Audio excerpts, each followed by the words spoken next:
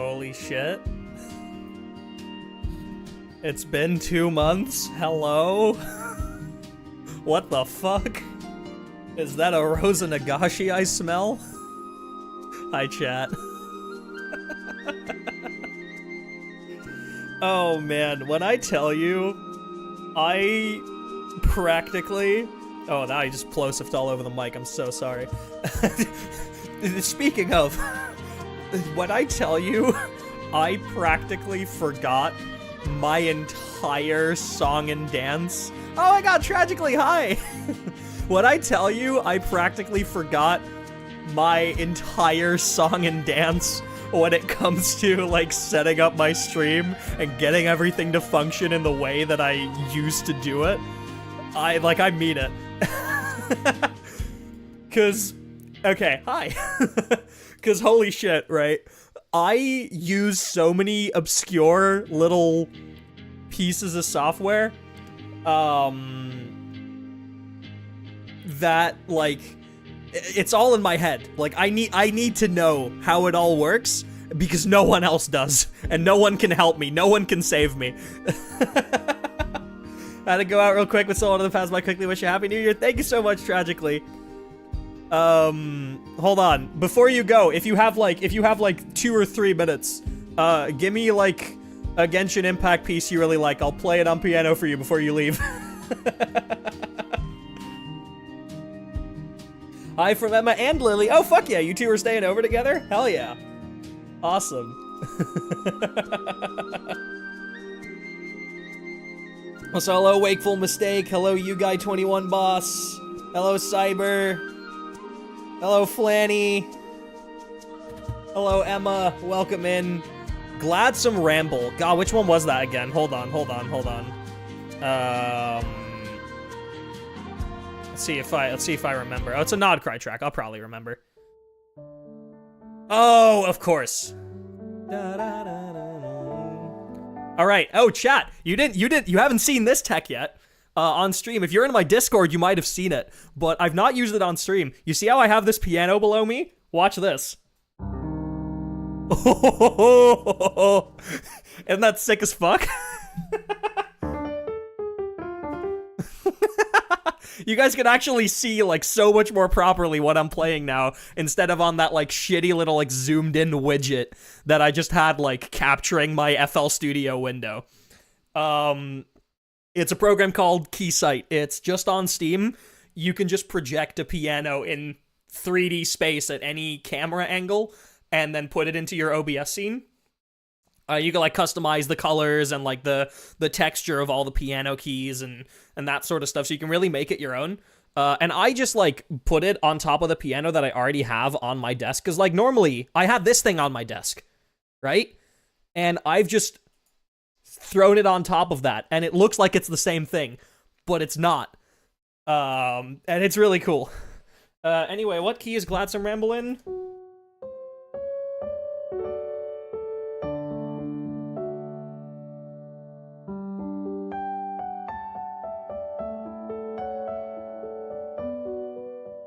Oh god, I actually haven't heard this whole thing in so long.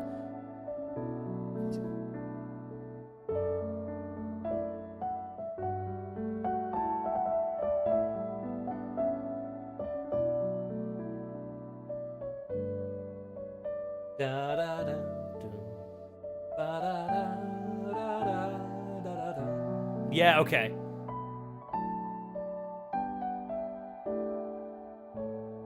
And then it's...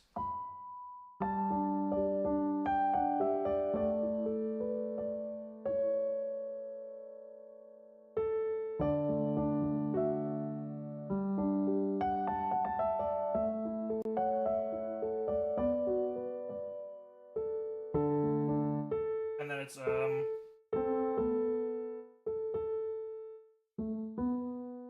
does it go to B flat or B minor?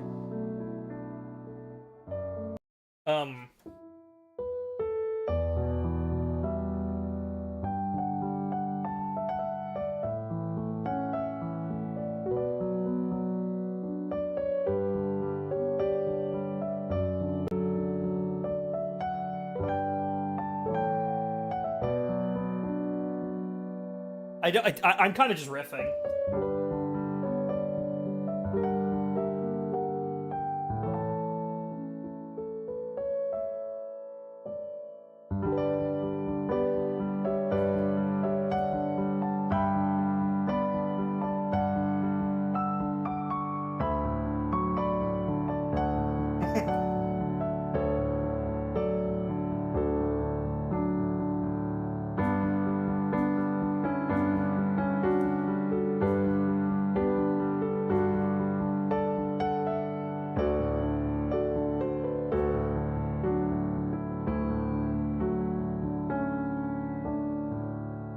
The whirling and outworm is too powerful. I'm sorry. Hello, Nezabiki. Hello, Vorplus. Oh my god, I'm so glad that so many people actually showed up to this.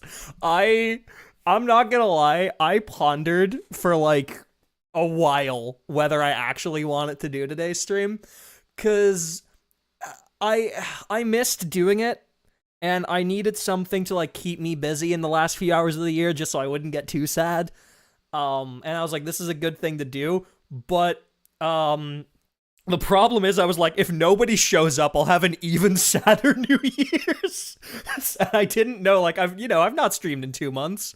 It's the law of the internet. Like, even if you say, like, oh no, we haven't forgotten about you, like, statistically, people on the internet forget about you if you don't do anything for a while. So I was like, I don't know if I should, because I might just be making my night a lot worse. Well, I'm so glad that so many people are showing up. Thank you guys so much. It really does mean a lot. By the way, what's the volume of the piano like? Is it good? Oh shit, I still have my Immune Deficiency Foundation fundraiser bot on Twitch. Hey, I mean, I still support that. Never a bad time to donate to charity. I'll keep that up. Is it already 2026 for you? No, there's an hour and 50 minutes left, and I do intend to stream, past midnight. I intend to do the countdown on stream. In fact, my actual, like, scene background has a, if I watch Dutch television, I'm not in the Netherlands, and I don't really speak Dutch very well. I do somewhat, still, but, like, I've spoken English for so long that I don't really, like, speak Dutch at all. And my chat language is English. But no, it's not 2026 yet. It's another hour and 50. And I do intend to stream until after my Dutch rusted away. Oh no, it genuinely did, and it ain't fucking coming back. Oh my god. Okay, now tragically, now that you said like Nod Cry medley, I'm thinking of like what other like Nod Cry motifs do we have? I mean, we obviously have the and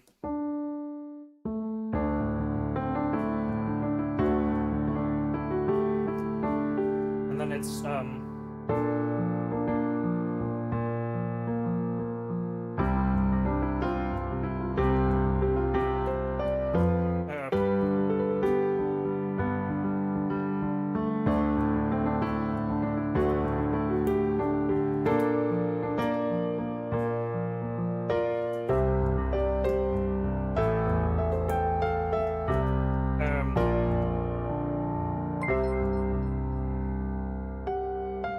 Can I request a song?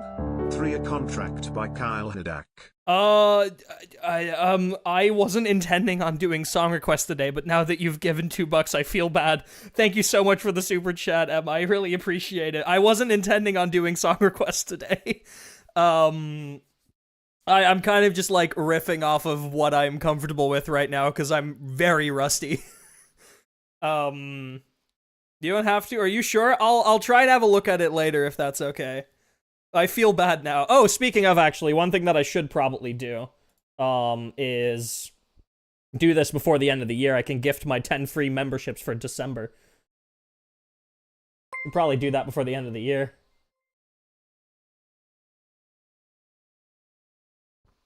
I just birthed 5 new Nagashis. What? Can't wait for them to go to random people who are not actually here. Yeah, that's what I thought. Oh, is it gonna do this 10 times?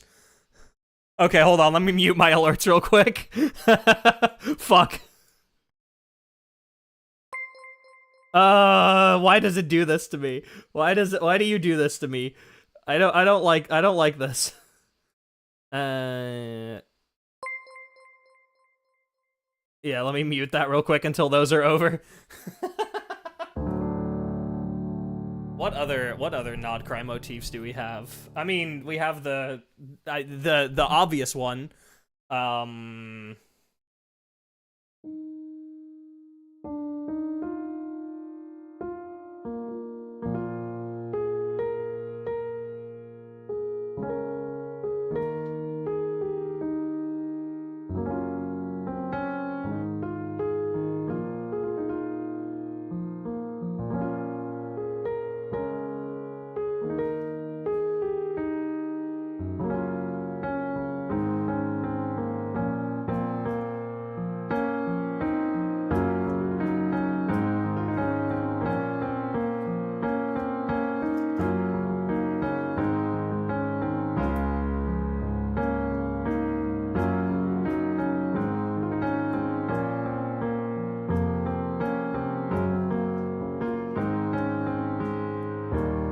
Oh, I fucking love that major fourth there so much. Just the...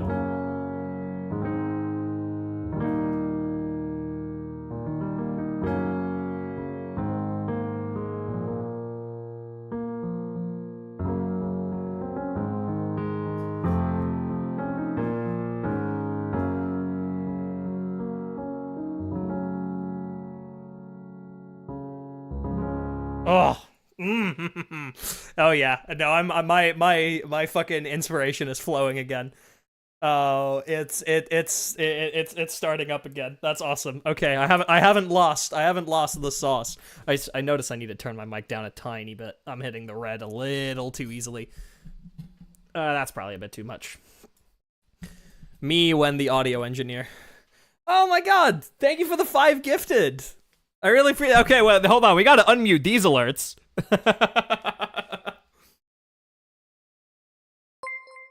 I really appreciate it. Thank you so much.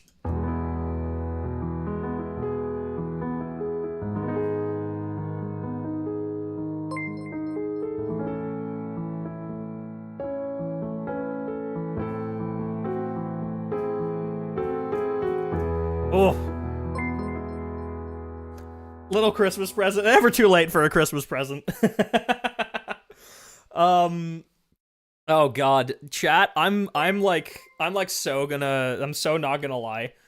I have literally been spending like music-wise, like I want to like play a lot of different things right now, but I'm not gonna lie, music-wise, I have been doing nothing but just reminisce over the entire Genshin soundtrack the last week. I don't know why. It's not like there's like any significant thing that's happened in Genshin music-wise recently. Obviously, Nocry's very good, but I just felt the need to just reminisce. I've been listening to like all the older albums that I hadn't given any attention for a while. It's why if you like go to the Christmas update video, it's literally all Genshin music, and some of it is from like 3 or 4 year old albums, some even 5-year-old albums. Because I was just like, I don't know. I've been reminiscing on it lately, so that's kind of all that's stuck in my head right now. Obviously, the song that's stuck in my head most is the one that I had on my starting soon screen, which is Whirling Out and Over, which is probably one of my favorite songs in the game ever. It's the...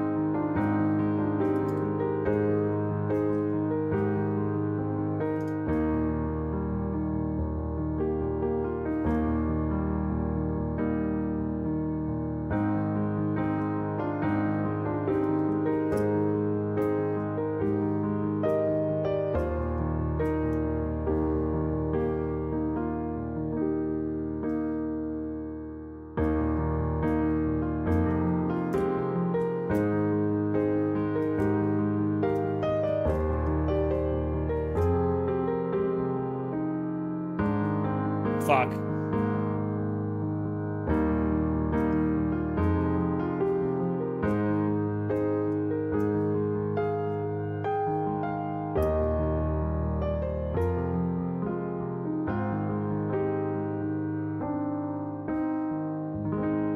Thanks for the gift membership. Totally unexpected NYE gives. Oh, hello. Someone who actually got a gift membership is in chat. That never happens. That literally never fucking happens. Genuinely, biggest pet peeve for, like, YouTube is the way that their membership gifting works. If someone gifts memberships in a live stream chat, prioritize the other fucking people in the live stream chat. God damn it. I'm actually so glad that you showed up. That's awesome. I really appreciate it. They always go to, like, people who, like, they go to people who, like, do watch videos or, like, watch VODs. So, like, they do go to people who interact with my stuff. But I feel like if you're gifting it in a stream chat, like, at least, you know, send the memberships to the people who are in the stream chat. Thinking about getting back into piano when I'm struggling with finding songs to practice to get sales back. Any suggestions for finding motivation? Find songs that you really, really enjoy how they sound, and you want to understand why they sound like that. One of the biggest... I should turn, like... I should turn, like, background music back on while we chat. One of, like, the biggest... things that kept me going when I started is I first had a teacher who, like, was very by the book.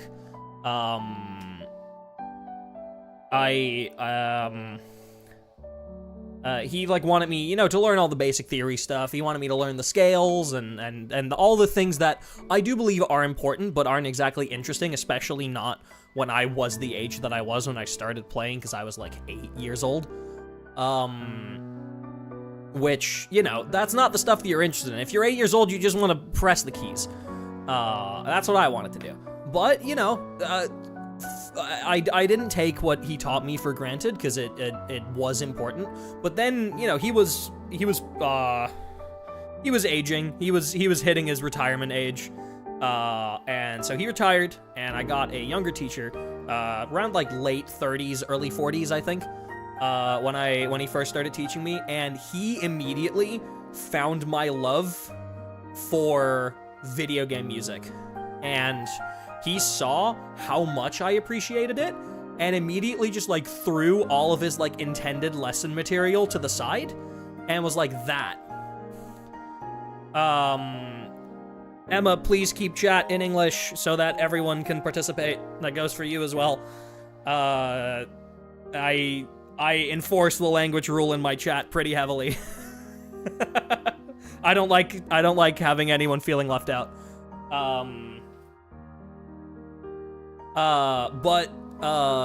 Like, when I first had him as my teacher, hello Chelsea, the Undertale soundtrack had just come out. So we literally spend the next year going through the entire Undertale soundtrack together. And it was very, very fun. 40 minutes till New Year here, hour and 40 here, and don't worry, I'll be live the entire time, I think. At least I intend to go until New Year's. I thought 2 hours was a pretty good time, and then we celebrate the New Year, and then probably like 30 minutes to an hour later, I'll head off. Let's play something else. Let's see. What do we got? Oh my god, a song that came up in, like, that reminiscence of, like, the entire Genshin soundtrack is one that's actually very recent. It's not old at all. It's the 5th anniversary song, The Long Way Home. It's a song that they actually got the voice actor of one of the Archons, Venti, to sing the whole song, and Venti is a bard in the game as well, so it's very fitting. And that entire song just means so much to me at this point, and I don't know why, because it's a very simple song. But how does it go again? Yeah, it's in G sharp Vorpalus, thank you for the Prime. It's in G sharp major.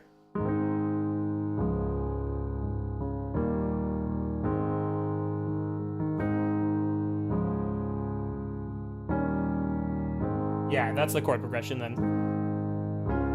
And then...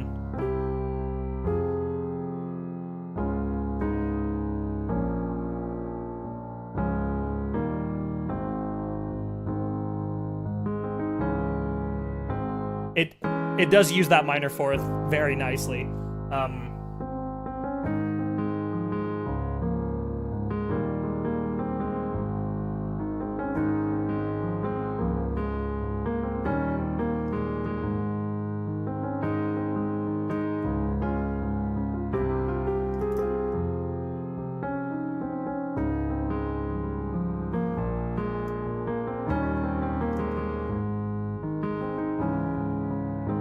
And then what's the bridge again?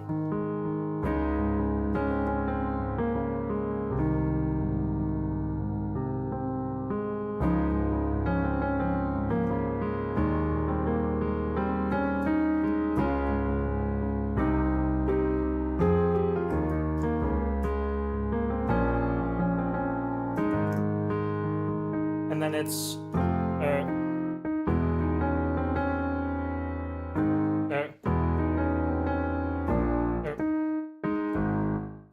yeah, it goes that half step up to E major and then back down.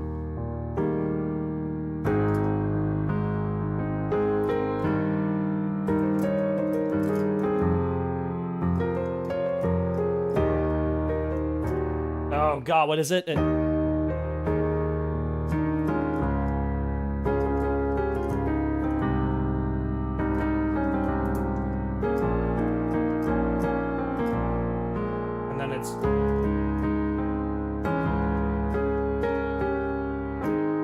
Yeah, it's very nice. It puts that minor fourth in there again with the...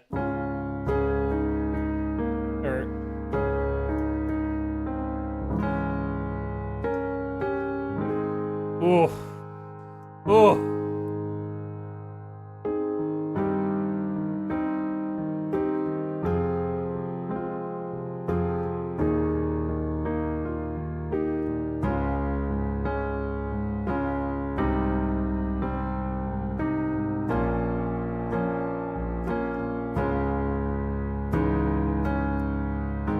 Yeah, it's a very nice chord progression. It's very simple. There's nothing too special about it, but it's just it's a bittersweet one, and I think that's why I like that song so much. Also, just the actual vocal production is really good. But you know, that's something that's a me thing. Vocal production's a me thing. They did that for me specifically. Oh my god, I had a lot of fun earlier today, editing a little like reel of, you know, all the stuff that I'd gotten up to this year, like all the stuff that I've made. Let me put this back on. Put this on shuffle, why not? I had a lot of fun because while I was working on it, you know, I had to like compile all of the things that I'd made this year. And so many of the things, especially from earlier in the year, I was like, wait, that was this year? Because there are so many of those works that I would consider like, you know, one of the like top 5 things that I've ever made. And they seemed so much longer ago. And then I was making that video and I was like, holy fuck, that was all in 1 year. That's kind of fucking insane. I hope to do more vocal production stuff next year. I'm not sure yet on where everything goes, because to the people who are like in the Discord, you might have like seen some rumblings over the last couple of days, last couple of weeks, more likely, where I'm kind of working like 4 different jobs now. How's the 7 Sins of Voice Recording go? Oh god, that's still a video that I have in the pipeline, yeah. I have the script, like, almost finished for it. Dude, I'll be so fucking for real with you. I forgot that that's a script that I was writing. I'll be so for real with you. I forgot that was a script that I was writing. Oh my god. I've been all over the place. Look, it's been 2 months. We haven't spoken. So yeah, my life's been kind of all over the place. Had a real big change of living situation happen about 2 months ago. Or actually only about a month ago. But the rumblings of that started 2 months ago. And I kind of spent like 2 weeks just kind of doing nothing. And I didn't really know how to like pick my life back up. I'm not gonna lie. I was struggling. I had no idea. I had quite a few friends around me who were like, you know, guiding me and giving me some ideas, but a lot of them seemed very daunting. And then suddenly, one day, I just had the motivation, and it was just there.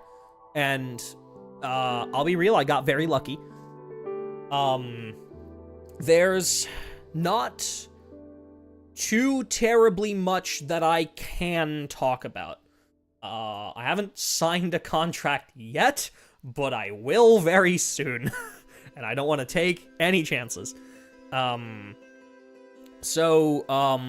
You guys might know that Genshin released Millie Astro Wonderland a couple of months back, which is basically Halo Infinite Forge, but for Genshin, or like Fortnite's Creative, but for Genshin. It gives you full access to, or not full access, but very broad access to the game's internal systems and tools and a bunch of the assets, and you can just build your own shit. Like, you can make your own games, you can do whatever. And when they first announced that, I'm a very content-brained person. Not necessarily in the sense that, like, I'm constantly thinking about how can I turn this thing into content. More of like I'm constantly thinking of like, I want to entertain people with something new. What would that new thing be? It's not that I'm trying to turn things I'm already doing into content. I'm trying to find new things to do that would be interesting for people to like watch or get invested in. And when that first got announced, my immediate thought was, if you can make like custom games or custom things inside of that mode, the potential of inviting other streamers to just play something with you that either you've made or like you make like a little lobby area that you guys can hang around in, and while you do something, like even something simple I was thinking of was just like a fucking Genshin trivia show, just a game show that I would build a very simple stage thing in where I could just like control people's points and we could all just be in an actual game lobby running around messing about, so it would be a bit more interesting to watch. Right? That was like one of the first things I thought of. So when they announced that mode, I was like, okay, when it comes out, I'm gonna open the editor and I'm gonna try and get familiar with it by making something simple. So I did. And the first like simple thing that I could think of that really could get my hands in like a lot of different places in the editor, I made a little idle game. You know, your cookie clicker, your AFK arena, you gain currency every second, and you spend that currency so that you can gain more currency every second. Number go up, bish bash bosh, game completed. Very simple, not one that like, not a complicated game concept, right? It's been done.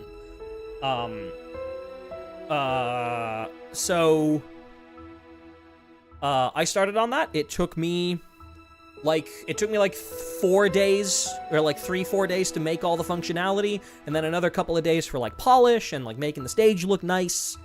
And that was all fine. And I posted it. I was like, you know what, I should publish it, because if I've made it and I'm not gonna publish it, then I'm not gonna know what people think either, and I'm not gonna, like, maybe I ignored some, like, big bugs that I never found. And, you know, the game did moderately okay, nowhere near, like, the top games. But, you know, I was happy with it. I didn't really post it for it to get attention. And then suddenly, I get a message from, my good friend, Chris, also known as Saber. Fantastic human being, by the way. Genuinely, like, role model and mentor of the year, for me. But also a very great friend.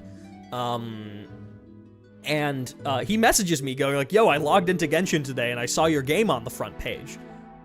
And I was like, what the fuck are you talking about? You saw my game on the front page. So, you know, I log in and long behold, there it is. And, you know, it started picking up in popularity then, obviously, but still, you know, at a reasonable pace.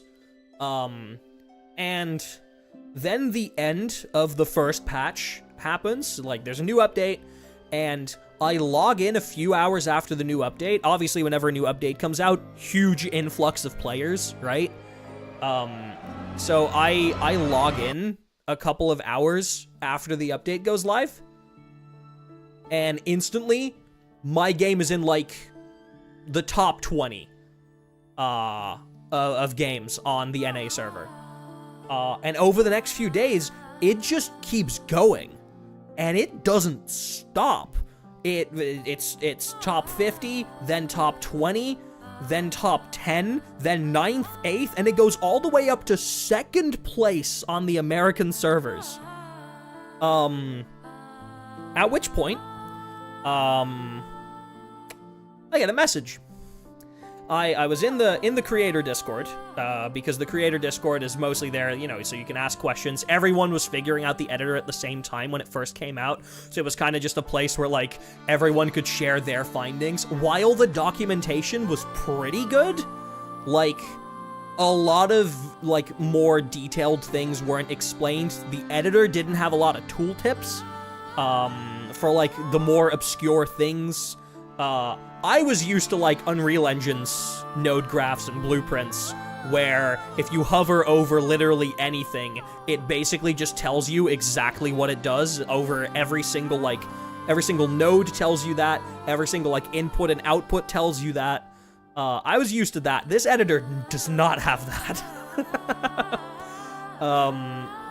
So, that Discord was just very nice for people to, like, share their findings, and maybe you ran into a problem that someone else had already figured out. So I was in there, and I get a message from one of the moderators from that server, that is basically like, we would like to extend an invitation for you to join our co-creator, program. Which, being a co-creator basically means a couple of things. It's... first, I have access to more places in the server, like, I can chat with other more experienced creators directly, which is nice for, like, talking about more intricate things. But I also have my own personal channel with direct support, from both the Discord mods and also, people who have direct lines to, like, the Miliastra tech team. I've already had, like, multiple questions of very minute details that no one else could answer in the Discord for me, directly answered by the people who are working on Miliastra Wonderland. Or at least, like, people who are more familiar with it. The Hoyoverse tech support team. Whoever that may be. And also what that meant is, potential future, like, official collaboration opportunities. Basically, a lot of it was, like, potential stuff, but still really cool. And then a couple days later, I get another ping that's like, oh, the first rounds of incentive payments have gone out. Basically, they have revenue sharing for games that perform well, and at the end of every patch, they evaluate how, like, much each game got played, and how much revenue, like, Miliastra Wonderland generated, and they redistribute, to my knowledge, quite a large amount of that revenue. Obviously they gotta pay for the developers who are working on Miliastra, but, they distribute some of that revenue back to the people who are making the games. And I'm not going to share what my paycheck was, because I'm not comfortable doing that. But needless to say, higher than I was expecting. To a point where, like, I genuinely had to, like, you know, pinch myself, because I've never been paid for any game dev stuff before. So it was kind of crazy. So that happens, and that's cool. And then, not even a day later, I get another ping in that Discord. I've won a creator award. And now I can talk about what the prize for this was, because that was announced publicly.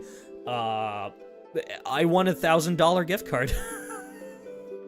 I was in the top 5. The top 5 stages of the update would be given a $1,000 gift card. I won one. I'm sitting on $1,000 of Amazon credit right now, ready to upgrade my PC at some point in the near future, which is insane. And all of that is very cool, and all of that made me definitely, like, want to invest more into the mode. I was like, you know, if I keep making things that do well, it's worth at least giving a shot for, you know, a couple more weeks just to see how it goes, right?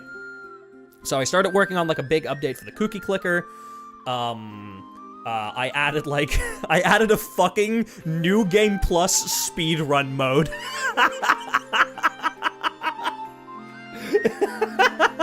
That was like, how could I make this, like, ludicrously stupid but enjoyable? So whenever, the way that the game works is, I couldn't just make it an infinite cookie clicker, because, like, you do need to finish the game at some point. And I was like, you know, what's a good length for a game that a lot of people are also going to be playing on their phones? I was like, 20 minutes, roughly. You can also, like, log out and it'll save your data. You can log back in, so even if you do it in multiple sessions, that's okay. But the goal is, you gain a bunch of cookies, you buy more upgrades so you can gain more cookies per second and per click, and then eventually you buy your bakery, and then when you buy your bakery, you can end the game. And then I added, once you buy your bakery, it unlocks a little New Game Plus to the right side of it that you can initiate a speedrun mode, and there's actual, like, official leaderboards, that whenever you, like, click on the game, you can see how well people have done, and it's really funny. But I was like, how could I, like, implement something stupid that is, like, silly enough but fun? So I did that, and people liked it. And while I was working on that, I get an email.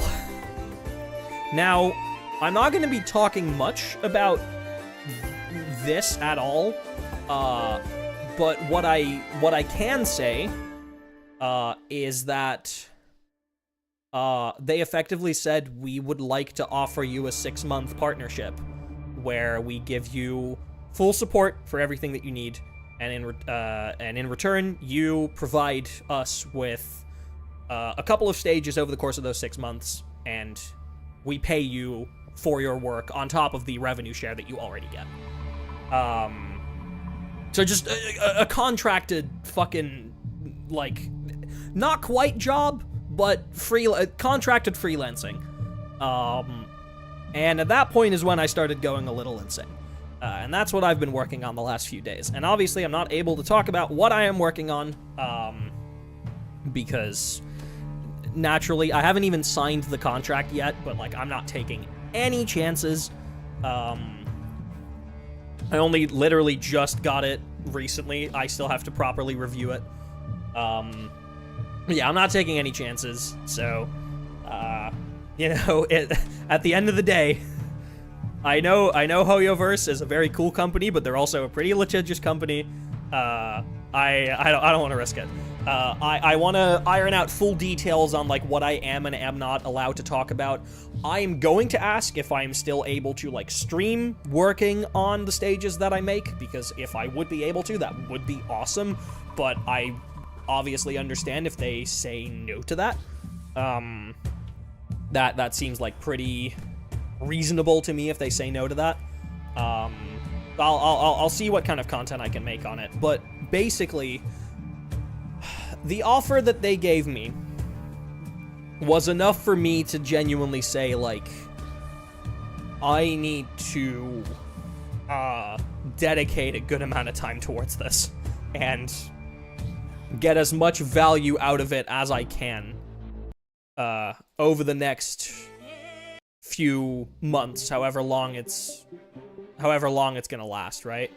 Can we get like a nice theme, please? Thank you. So that's cool. So that's like work that I'm doing now. On top of that, this is something that might be cool to talk about. This is something I can just talk about.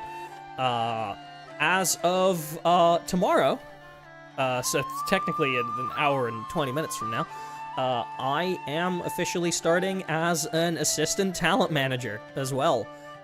You guys might be familiar with Typho, my own manager. Obviously, I've put that on hiatus for the time being because I haven't really been making any content the last few months. So I can't currently call them my manager, but as soon as I if I ever get back into doing this more, like part-time or full-time, they've saved me a spot. But you know, in the times of me figuring out like, okay, I've had a lot of life changes. I need to make some financial decisions so that I can keep myself afloat. Typho was like, hey, you know, you've done project management. You're business oriented to an extent. You work very well with people.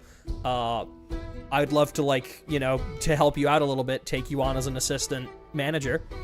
And you can help us out. You can help out all the other talents, which all the other talents, to be fair, are just friends at this point.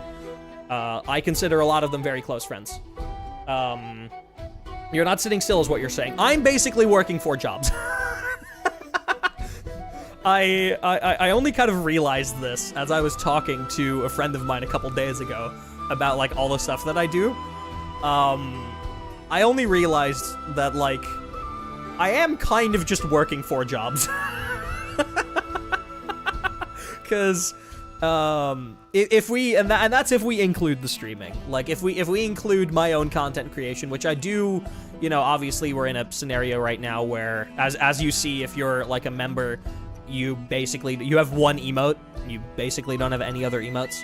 I had to remove a lot of my emotes. I had to change a lot of my assets. I honestly didn't know how I felt about using the model that I have right now today. But, you know, I don't really have any alternatives, and that's not something I can replace very easily. So, it is in the works, and hey, you know, if the whole Hoyoverse thing works out well, who the fuck knows, I might be commissioning a model sooner rather than later. There is something in the works, it's just very early, and it's very, like, it's draft shit. It's not, like... I couldn't go to an artist with it and go like, hey, make the model out of, like, these details. No, it needs more cooking. It needs quite a lot more cooking. But if we include that, if we include, like, my own streaming and video production, what I'm doing is VTubing for myself. I'm doing audio engineering and audio consultations as of recent. I'm not only doing, like, mixing and vocal production for other creators now, but what I'm also doing is audio consultations for content creators and for streamers. Basically, hopping into a call with them, checking, is your mic set up correctly? Can we get it to sound any better than it currently does? So that you can sound, like, clearer on stream, so that maybe any background noise, we can kind of try and filter it out a little bit.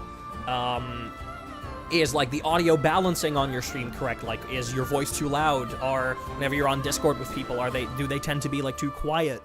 And a whole bunch of stuff like that. Basically just going over their entire audio setup for their stream, or for if they're, like, a scripted content creator, whether that's, like, you know, just scripted YouTube shorts or YouTube videos, or whether that's, like, ASMR content. I've been helping a couple of ASMR artists as well. Which is a very different process and something that I've definitely had to get used to, because I'm not someone who's ever really been in the ASMR sphere, and what they want from their audio is very different to what like a regular content creator would want. I say regular as if like ASMR creators are irregular creators. That's not true. That's not what I meant. What I'm saying is like what someone who just does like scripted content without the ASMR part, they want very different things from their audio. So I've been learning that and like learning how to help them get that to sound better, but obviously I need some assistance with that still occasionally, because I don't know what ASMR artists and their audiences fully want yet. I have to kind of immerse myself into that space. But that's something I'm doing now. So that's job number 2. Job number 3 is now I'm an assistant talent manager, and I do stuff like posting for other talents, like whenever they just send like, hey, here's a new video that I need on these channels and on these socials, and just handling the process of that, like handling the uploading, captioning, making sure the descriptions are accurate, making sure they're scheduled for the right times and dates. I'm soon, hopefully, gonna help with things like sponsorship outreach. I haven't been on board for that yet. Like I said, technically my first day is tomorrow. But huge shout out to Typho.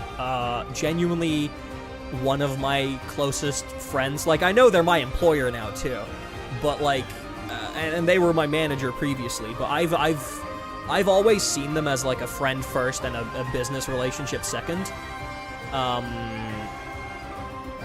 Like, Typho is an incredible human being who, while they're very, like, good at being business-oriented, and that's why they're, like, they've been able to keep this whole stuff afloat, as well as they have, but more importantly, they're constantly thinking about, like, how could what I have, or what the people around me have, help other people in like the most efficient way and nicest way possible for everyone involved, which is why like as soon as I was like I might be in like financial trouble after, you know, recent life events, they immediately stepped in and were like, do you want to come and work for us? I trust you.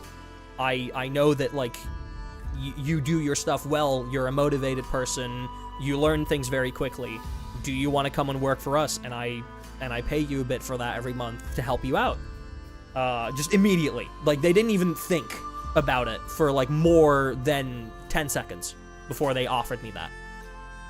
Genuinely fantastic human being. I love them to bits. I would not be streaming today. I would not be making music today. I would not be doing the majority of my creative endeavors today if it was not for them. And I need you guys to know that.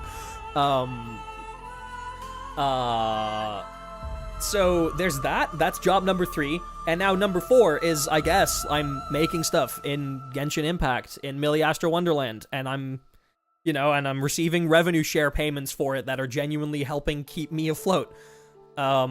Which is a crazy thing to say, because I just need to, okay. I need to talk about, I feel like I need to just info dump about Genshin, because here's the thing, y'all.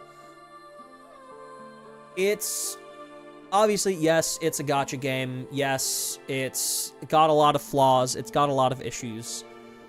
But I just want to say, like,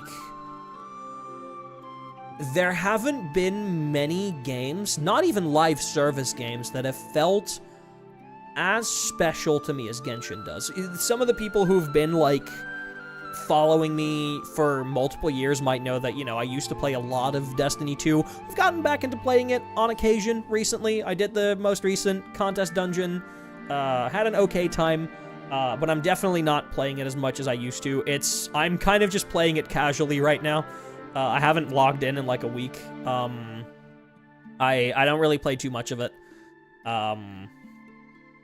But point is, I played the Destiny franchise for a decade, and while it is very special to me in the sense that, like, I kind of grew up with that game and with that franchise, and I spent, you know, a large amount of my adult life with that franchise, it feels very different. Genshin feels a lot more differently special to me. Even though it's been around for less. It's been around for, a bit over 5 years now. Like almost 5.5 years at this point. Like, no, it's like 5 years and 3 months, 5 years and 4 months. But, I've been there since the day the game came out. And, yeah, I'm not gonna lie. Like, there's just something about it that it just means a lot to me. It's a world that I can get lost in, like, literally anytime. I can be so happy just opening up the game and just running around places that I already have at 100% exploration. And just taking in the scenery, taking in the music, and literally doing nothing else. It's such a special game to me. The music especially, the music of this game is at a point where if I throw off my rose-tinted nostalgia goggles, I would probably say that Genshin is my favorite game soundtrack of all time, overthrowing Super Mario Galaxy 2. And that is a crazy statement for me to make, and that is actually the first time that I've made that statement, but now that I'm saying it, it feels right. And that's only if I throw off the nostalgia goggles. Like, I don't think I can throw those off, because, Galaxy 2 was my childhood, man.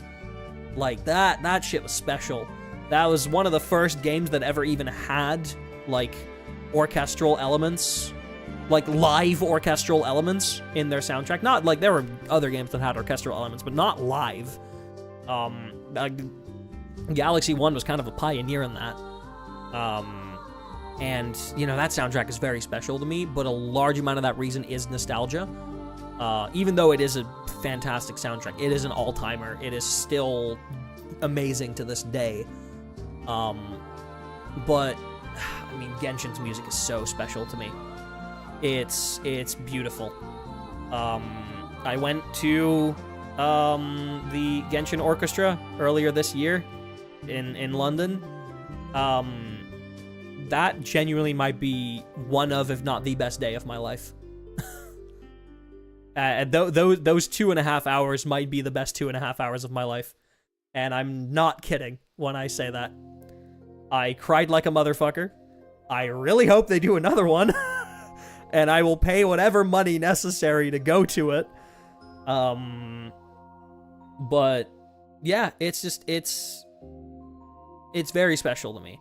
So to then, be playing this game for 5 years, be making content on this game for a while too, and to then suddenly, like, be using my creativity inside of this game and getting rewarded for it is a magical feeling. I know Millie After Wonderland got a lot of shit when it first came out for the people who weren't really interested in it, and I understand not being interested in it, but it's special being able to use all of these things in a game that means so much to you, and then mold them through your own creativity. It's a really special feeling. There's a thing that I'm working on currently that I cannot talk about, and it's legitimately just like, I've wanted Genshin to have something like this for years, and now I have the ability to build it myself in the way that I want it. And there's nothing or no one that can stop me from doing that, and I can just throw my creativity out there, and it's beautiful. It's magical, genuinely. It just makes me so incredibly happy. For, honestly, like, dumb reasons. But it does make me really happy. Like, that's my game! I get to make things in that game now. And the thing is, like, it's different from when it's a game like Minecraft or something like a sandbox game, because like the whole point of sandbox games is that you can make things in them. That's the whole point of it.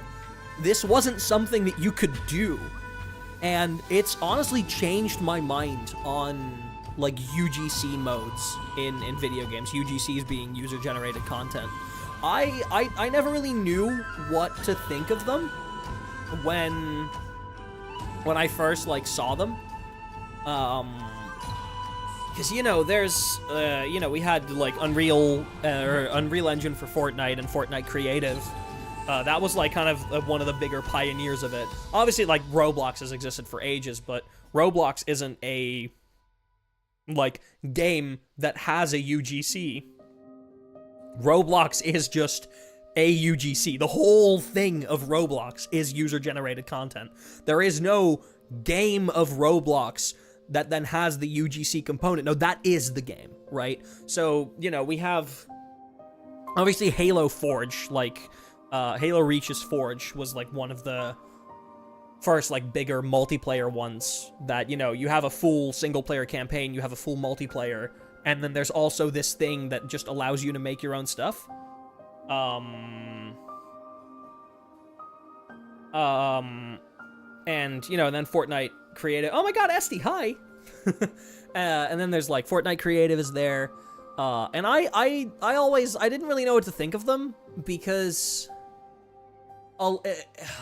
in a lot of places it felt to me like if you have the amount of skills and creativity required to make something actually good inside of these UGC modes, why don't you just make your own game at that point, right? And that was a very reductive thought process, and I realize that now, but that's kind of how I thought of these modes for a while. And now that I've actually, like, experienced what it's like making something in a UGC in a game that I actually feel, like, very close to and very invested in, no, I get it. I get it now. I fully understand it now, and honestly, I am an advocate for more, like, it... Live service games are a complicated topic. There's a lot of things about them that are cool, and a large amount of things about them that suck. But I genuinely think live service games could be a lot better if part of that live service would just be, you have this cool sandbox that you built for your game. Just let other... Oh. Ah! Alright, Happy New Year to all the people in mainland Europe. Hope 2026 is a good one. I still got an hour here, so we ain't going anywhere. Thank you so much for the super. I really appreciate it. But what was I saying?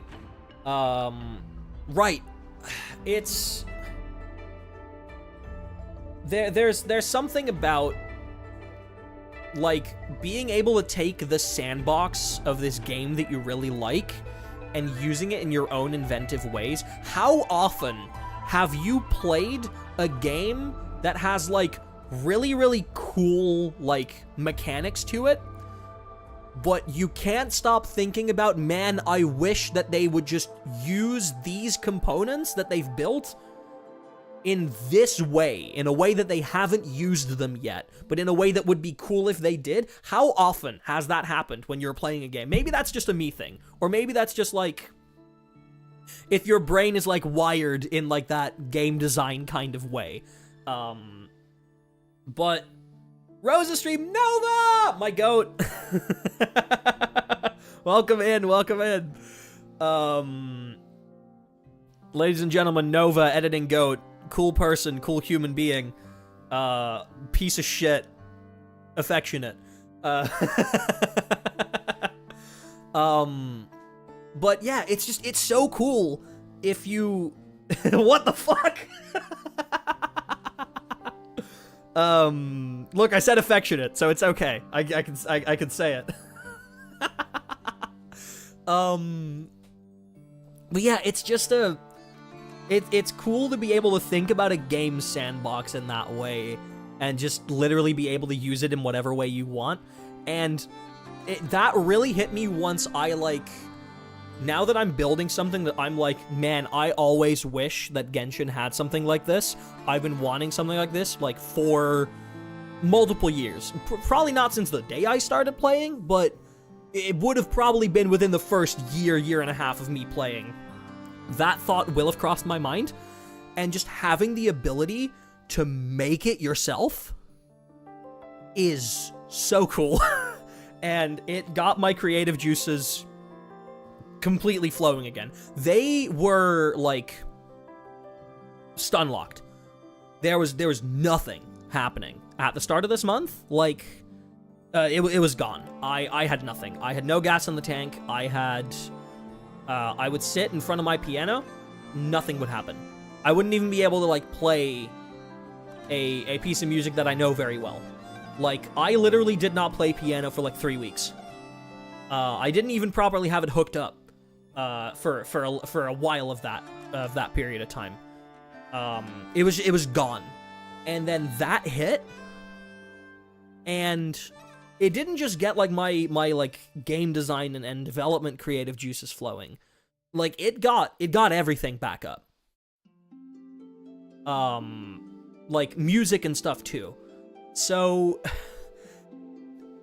all I want to say is Genshin is a very special game to me for more reasons than I can reasonably explain. It has a lot of flaws. I recognize a lot of its flaws. Ultimately, it's a gacha game. That's probably the biggest flaw that it could have. Like, there's a lot of things to be said about that. But the point is that there hasn't been any other game that has had such a massive impact on my creativity and my ability to be creative as this game has. And that's why it's so special to me. And that's why I'm sticking with it. And I'll have you fucking know, in like 20 or 30 hours from now, at like 5 in the morning on January 2nd, there's a reveal stream of the next update. My ass is staying up to watch it. I don't give a shit. If it wasn't for the fact that I have housemates, I would stream my reaction to it. In fact, I might. And I'll just be very quiet. Destiny raid and Genshin Impact, Matt. When? Esty?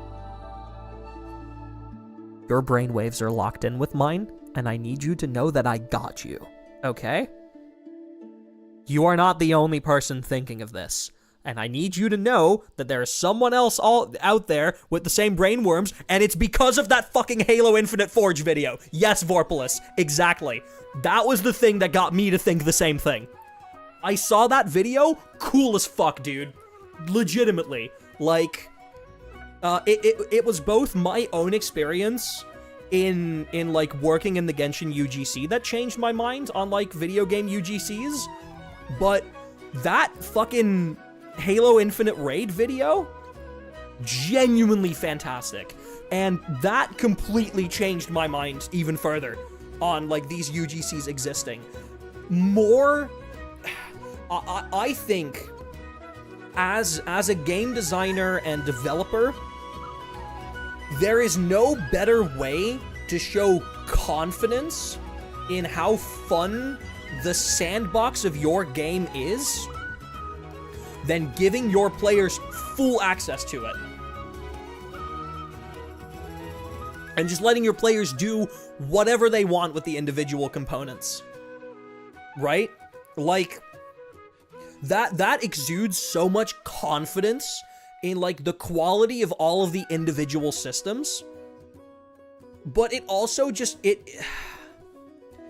also just means that people can understand your game better, too.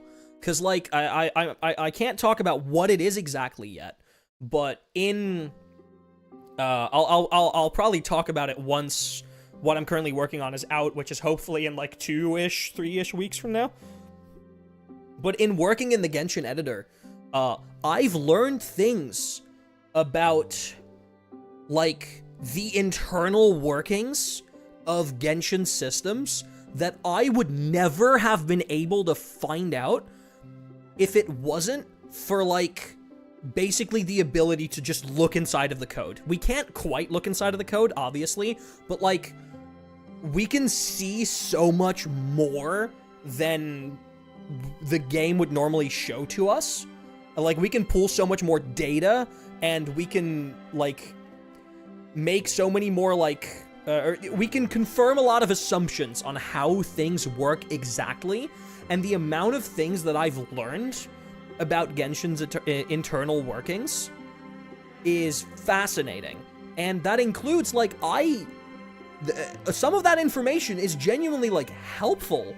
Happy New Year from us. Hell yeah, Happy New Year to all the mainland Europeans. I hope 2026 is already better than the last year was. Happy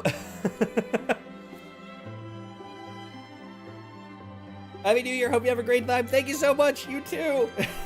I still have an hour. It's okay, I'm still in the past. But, can't stay, but I'm a lurk. Hell yeah, I really appreciate that. Thank you so much. Like, it's just really cool. That's my point. It's just really fucking cool to be able to learn about a game that intimately, I guess. I guess intimately would be the word. Like, and then just building shit with it. And I'm gonna be doing it for the next few months. Just to, you know, see if I can think of more cool ways to, like, throw this on its head. And push Genshin to limits hitherto undreamt of. Did I seriously just say hitherto undreamt of? This is extremely neurotypical behavior. Correct. Yes. Man, this was meant to be a music stream, and now I'm yapping. God, I fucking miss this, man. So, to set expectations, because obviously this stream was kind of, like, last minute, and, you know, only, like, 3-ish weeks ago, I announced that I would be recommitting to my hiatus. That is still true. But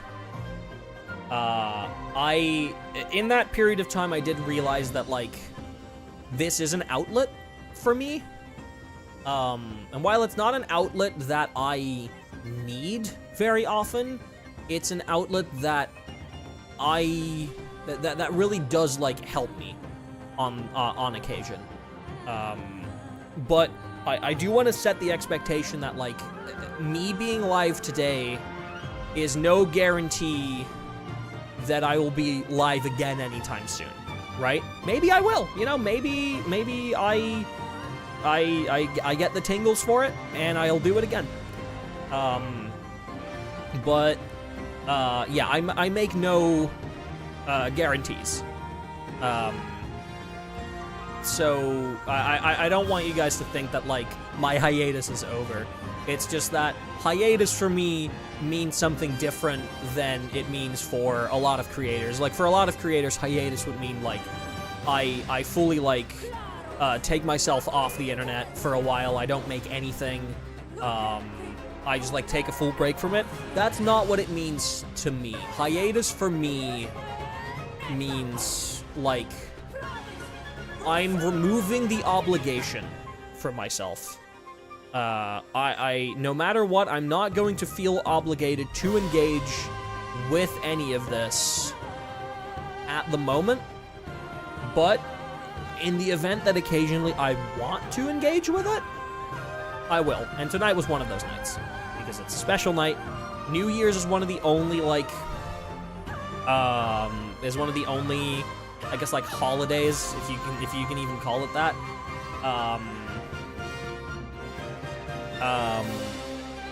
it's one of the only holidays that, like, actually means something to me, because it is... It's very honest. I'm straight up stealing this thought from a friend of mine who tweeted this earlier today. But New Year's is a very honest holiday. It's very upfront about what it is, and it's just a celebration of the year that you've just had, and the ability to start the next year of your life on the right foot. And, like, start it with hope, start it with, like, dreams for the upcoming year, promises that you're making to yourself, to your friends, to your people around you, about, like, what the next year is going to be like, and celebrating that together. That's what New Year's is, and it's very upfront about that. And that's I saw a friend of mine post that earlier today, and, like, I really resonated with that. That's a really nice way of putting it. And that's kind of why I wanted to be here tonight, because it just... I did a very similar thing last year. Hello, Truncation, welcome in. I did a very similar thing last year, where, on the last day of the year, I made a, like, piano cover of Moeka's trailer of Blazing Heart, in the last few hours of the year, and we spent it together, because I just had an extremely shitty holiday season last year. And I didn't want to end the year on the wrong foot. And this year, honestly, has been very, very similar in terms of things that happened to me. In terms of, like, how my life was negatively affected by... you know, things that happened around me, by other people around me, me learning things that I didn't wish to learn, me finding out things I didn't want to find out, I did not have a good holiday season. Last year, I didn't again this year, and it's very hard to turn that around, because... I was talking with another person about it, like, yesterday. This really does feel like a limbo period, like the period between Christmas and New Year's. It feels like nothing happens, and you're kind of just waiting for the new year to start, and for, like, you know, everything to start back up. It's very hard to do anything in that limbo period. But I've been able to, and I wanted to end the year on the right foot. I wanted to make sure that the last few thoughts that I have in this year, even though it's just an arbitrary measurement of time, are positive. Thankfully, Zenless gave me peak. Hell yeah. Dude, Hoyoverse is cooking, like, all across the board. Like, this year, holy fuck, man. We had the whole Amphoria saga take place over the course of this year. Genuinely, like, changed my outlook on the concept of writing a story, in like the best way possible. I have some criticisms ultimately with how Amphorius was done, but at the end of the day, when I really think about it, I have nothing but praise. Fantastically executed. And then, you know, Genshin, we started with the conclusion of Natlan at the beginning of this year. And then, you know, we had the rest of the Natlan year after, which was so fantastic. And now, obviously, the start of Nodcry, which has been amazing. And Zenless has really been, like, flourishing, apparently, in its storytelling recently. I wouldn't know, because I'm not someone who plays it, but, like, I've heard very good things. Which is awesome. Like, I know Zenless is one of the, like, lesser played Hoyo games, but I know basically all of the people who I know that actively play it, like, really enjoy it, and that's, like, they're cooking. Rosa, hope you're doing okay since your last message vid. I love all the streams you do. Oh, thank you so much. That video, man, I want to talk a little bit about that Christmas video. That Christmas video is very special to me. It might have looked like it was something that I did sort of off the cuff and just, like, out of nowhere. But if that's the thought that you had, then that's great, because that's what I was trying to make it look like. But that whole video was scripted. I tried to deliver it in a way that didn't make it feel scripted, but like every sentence in that video was scripted. It wasn't that I was like just reading off of some notes and then kind of riffing. Like no. Every word in that video was on a script. And the reason for that is I spent about a week writing that. I didn't just write that in a single day. The original script, if I had recorded like the first draft of it, that video would have been 30 minutes. Probably. Man, that's probably a bit of a stretch. It would have been like 20, 25 minutes. But I just I realized how having such like a negative end to the year was going to affect my mental. If I just let that sit and didn't do anything about it. And I learned a lot of things this year. And especially like I have to just mention when I first announced that like I would be going on hiatus. I felt like I was gonna be very alone for a while. I had a few people in my life that I was still talking to, but like I didn't really know where I was gonna be socially. Because, you know, I lost quite a big part of myself, and me also going on hiatus from creator things, the majority of the friends that I had left or the majority of people that I would consider, like, close friends, I all met through work in some way. Or at least, like, a large amount of them I met through work in some way. Whether it was working on music, whether it was working with, you know, other VTubers, whether it was one of the, like, bigger community projects, like The World Outside, like Music Box. If you're one of those people, you know who you are. Nova, you piece of shit, affectionately. Like, and DM me if you need anything ever, seriously. Yeah, this is exactly what I want to talk about. Like, I was afraid that if I stopped creating for a bit, and because at the time I genuinely couldn't, like I said, there was a complete lock on everything. I couldn't make anything. You could put me in front of a piano and I wouldn't make shit. You could put me in front of unprocessed vocals and an instrumental and I would make shit from a butt. There was nothing. And I was worried that if I stopped making things, that I would also lose the people around me that I met through making things.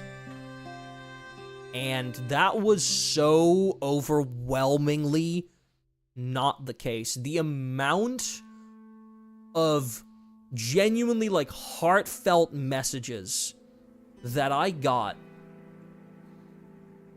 from so many people, including people who I worked with, like, one time at the start of this year, and then never spoke to again. And just offering, like, words of support, offering, like, if there was anything that they could help with, offering that help. And I'm not gonna lie, it was also partially because, like, during the last few weeks before all of that happened, I was neglecting a lot of those friends. Because I was kind of just putting myself in a social spiral for a bit. I was neglecting a lot of those people. And one thing I always worry about in hindsight is like, oh my god, I have not given this person enough attention over the last couple of weeks. I probably shouldn't reach out to them because they're probably mad at me that I didn't give them enough attention in the last few weeks. Because I've had a lot of friendships and a lot of people in my life with whom my friendship or relationship felt very transactional. And that's left a mark on me, and that's something that I need to work on and improve. But that's why. Like, I know it's not a rational thought, but that's, like, to explain why that exists. Is because I've had quite a few people in my life who I considered very close friends, but the moment that I was not doing very well and I kind of took like, my distance for a while, I just got completely abandoned when I, like, finally had, like, the courage to, you know, be more social again. That's happened quite a few times in my life. So I was having that expectation again now. And so I really wasn't reaching out to that many people. And then, like, so many people started reaching out to me, including people who I, like, people who, and I mean this in genuinely the nicest way possible, people that I didn't consider friends because our only interactions had ever been, like, working on something together. Like, it's people who I respected a lot and people who I, you know, appreciated a lot and thought were very cool, but, like, the majority of our, like, stuff together was ultimately work stuff. And, like, I never really know where people's separation between those two things lie, right? Some people keep work and friendship very close together, some people keep them very far apart. And I'm not one to, like, dictate where other people put that boundary. So I always just assume that they're very far apart. Until proven otherwise, kind of. Which is a bad thing to do, because I should, like, be a bit more forthcoming with that. And I wasn't. But the point is that, like, I got messages even from those people, and I would now consider them close friends because we started chatting more about personal stuff, and they offered help, and they offered a listening ear, and they offered support, and yeah, man, that when this is still about that Christmas video, by the way. When I realized that that's what was happening, it filled me with so much warmth. And and the first thing that I just thought was, like, I'm genuinely, like, learning something about how other people in this universe function. You know, as a neurodivergent person, I'm sure that a lot of people in chat can relate, because I know I attract the tism. It's hard to understand other people, right? It's really hard. And I gained, like, a new understanding of how, like, people function in scenarios like this. And the first thing that I thought was just, like, I need to tell people. Like, maybe I've just realized something that everyone already knows. But I was like, if you're a creative person and you're struggling with similar things, you're struggling with putting things out there, like, I need you to know that you are not alone in that, and that there are so many people around you. Even if you're somebody who has made something that, like, a vanishingly few amount of people have seen. Because that's how everyone starts, right? Everyone starts by putting something out there on the internet, and you're lucky if 2 other people see it.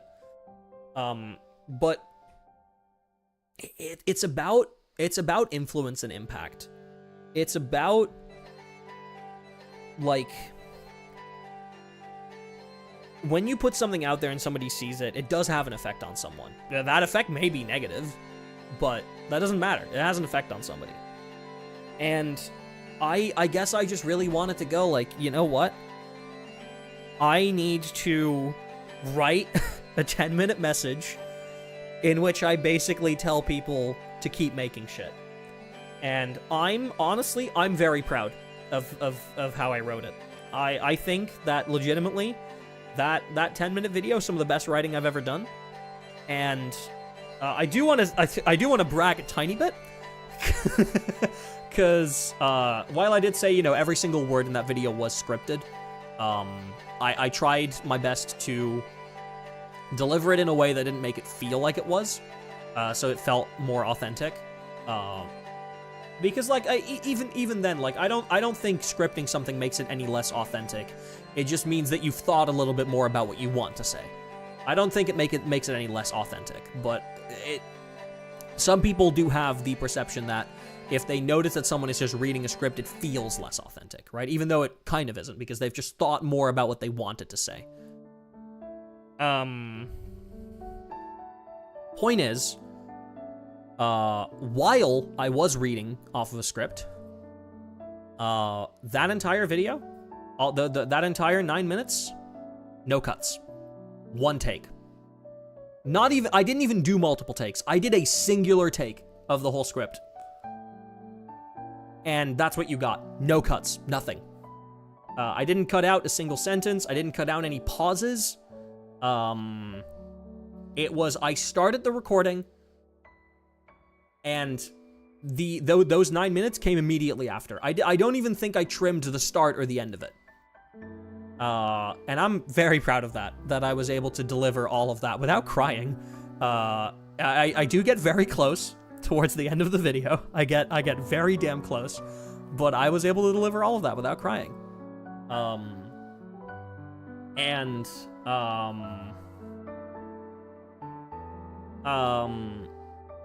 That just made me very happy, and I got a lot of nice messages after I posted that, mostly from close friends, because they knew that I was talking directly to them, right?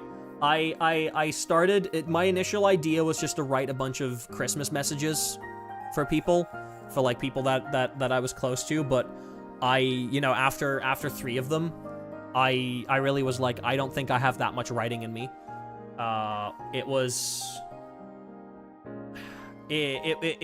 difficult to even get through one, because I get very self-conscious about what I put in writing. I like to be wordy, but I also like to be succinct. I like to convey my emotion in a way that makes sense. And just doing that individually to so many people, I just wasn't really able to do, so I stopped after making like 2 of them. And that's when I came up with the idea of just, I'll make a general message that can go out to everyone. Like, my community can see it, my creator friends can see it, my non-creator friends can see it, people who don't know me can see it. Because ultimately, it'll find the people who need to find it, and those people, they'll know it's about them if I was talking about them. And it seems like a lot of people did get the message, because I did get quite a few very nice messages after posting that. That made me very happy. Also, chat, I know I've been not reading you, but I did see all of the love that you guys are posting, and I do really appreciate it. Thank you so much. I'm very lucky. I was talking with my housemate about it the other day. Yes, I'm a very passionate person. I know that I have a lot of, very, qualifiable skills. And, I can make stuff, and I can do cool things, and I'm good at the things that I do to an extent. I know that, but, I am... It's a damn of a lot of luck. And there's a damn lot of luck involved in making me sit here before you today. That whole opportunity from Hoyoverse, pure luck. It was because I was in the right place at the right time, and yes, I did use my creativity on something, and I spent my time working on something, but ultimately I was in the right place at the right time.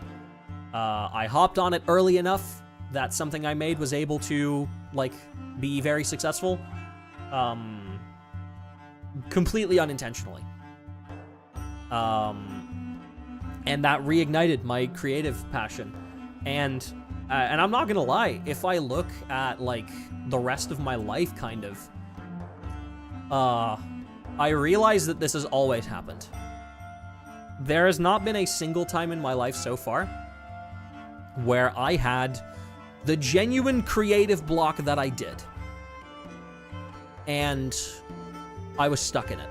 I've never been stuck in it, because every single time that it's gotten that bad, that I'm literally, like, I'm not able to write anything, I'm not able to put my hands on a piano, I'm not able to edit any audio or, like, work on any music, I'm not able to do anything. I'm not able to hit the start streaming button, I'm not able to edit a video, nothing. At any point that has happened in my life in the past,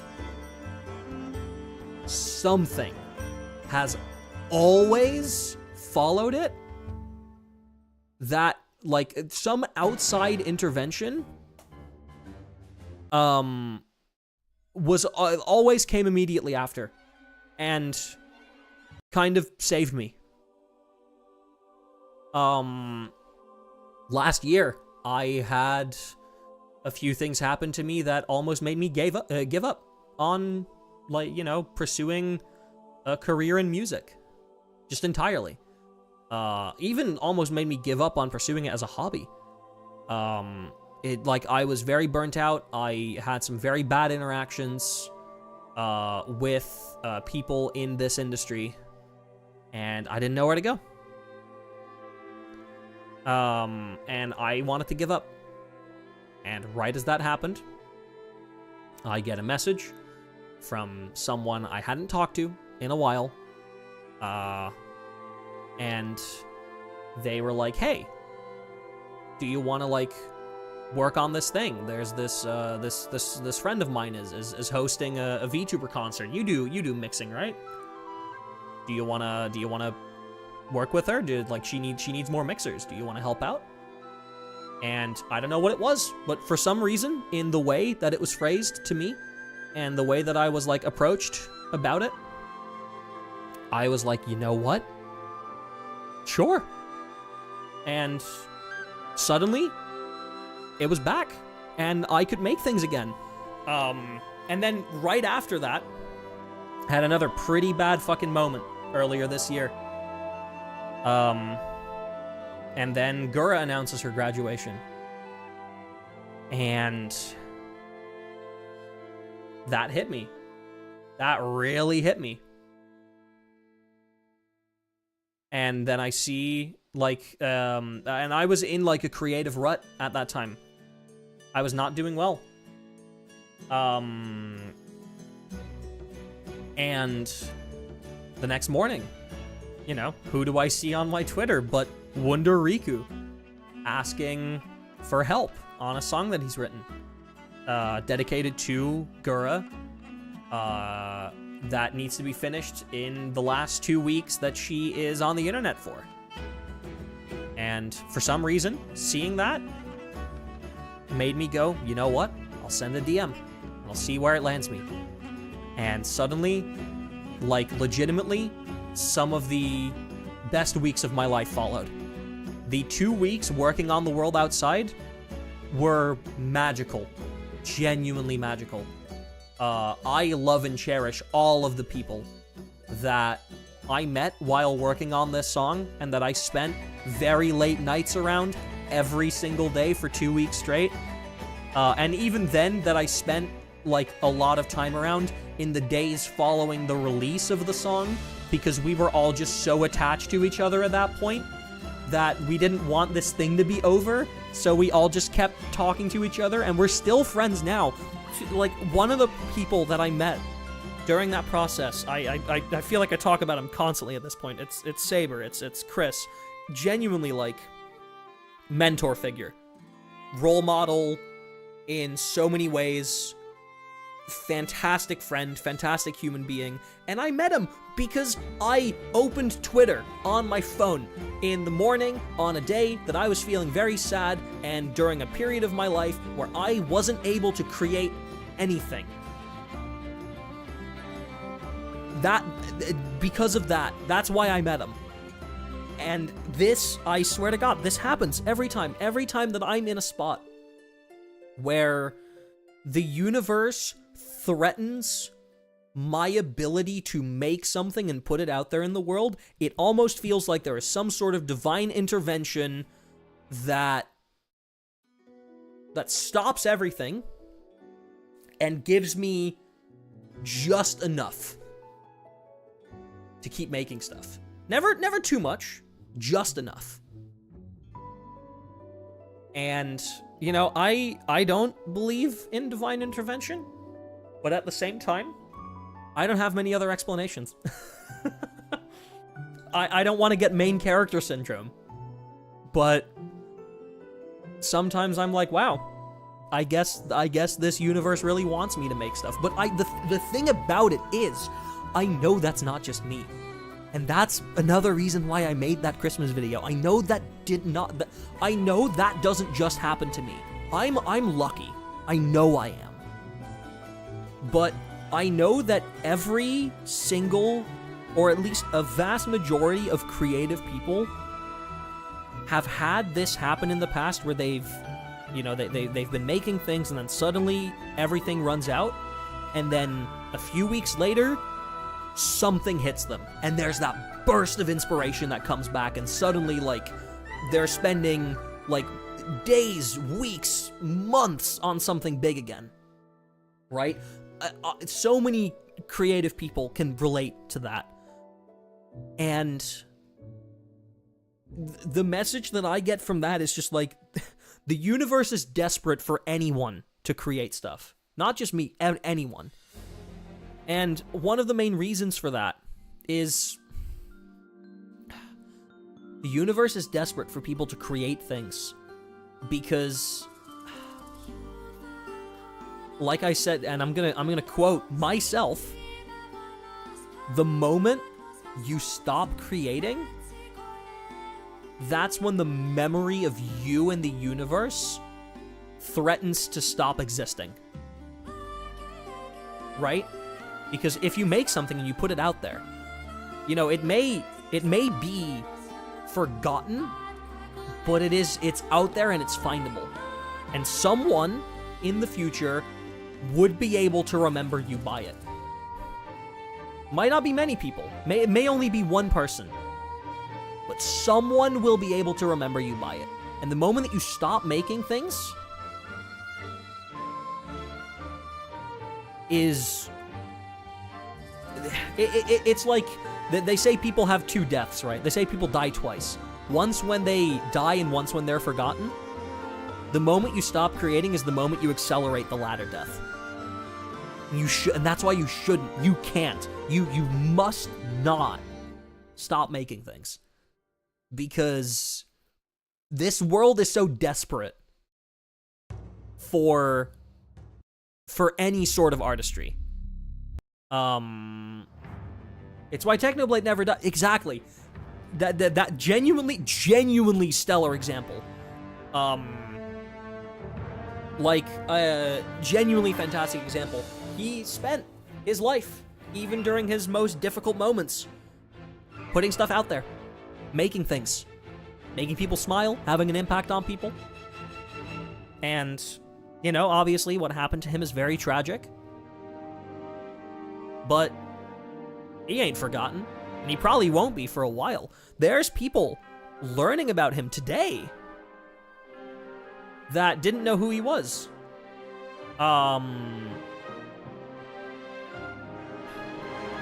And there's people still learning about him now. Something that I saw recently. This is way too intense music. There we go, much better. So, something I saw recently, some of you might be familiar with the YouTube channel Styx. It's a channel I really enjoy watching because they're genuinely great people. But they're two filmmaking students, or like filmmaking graduates at this point.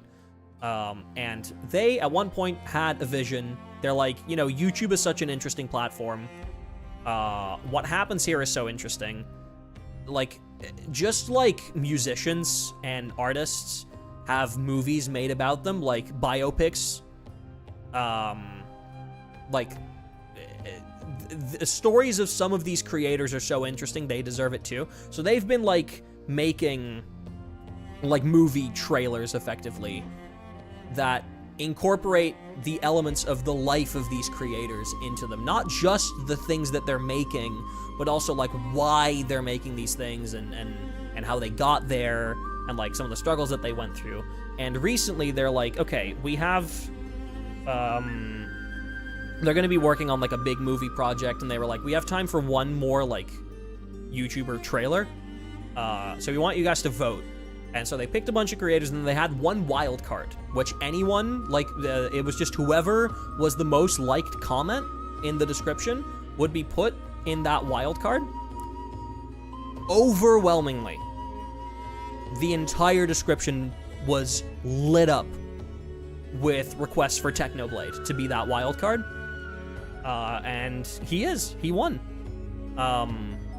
And now they're going to turn his story into, like, a short film. If he wins, which, I mean, at this point, I would be shocked if he doesn't. I would genuinely be shocked if he does not win. With the amount of people that were requesting him. So yeah, like, once again, he's still out there. And that's all because he was making things. Is voting still on? No, so he has been selected as the wild card. But I believe they're currently, like, all of the creators that are in the running are, like, going through, like, a little bracket, and, like, new polls go up on, I believe, their Instagram every day. I'm not sure. Holy shit, 15 minutes till the end of the year, by the way. God, this fucking 2 hours has flown by. I'm actually really glad. I wasn't sure if I'd be able to, like, keep it running for this long, but I'm very happy at the moment. And I guess that's why I wanted to do this stream. I feel very happy right now. I feel very lucky. I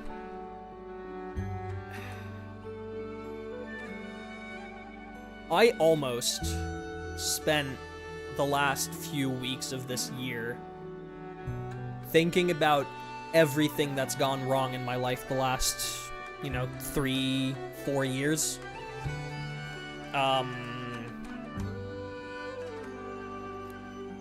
And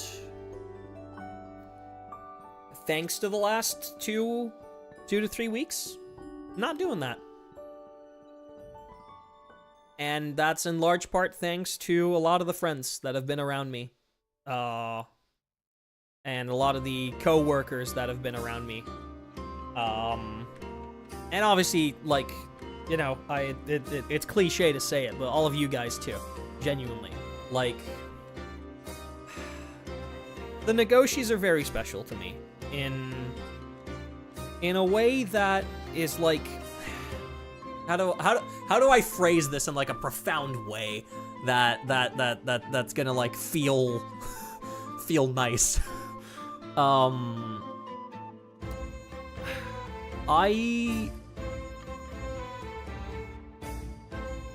a small enough creator where I can know the individual faces of everybody who shows up, right? I recognize everybody.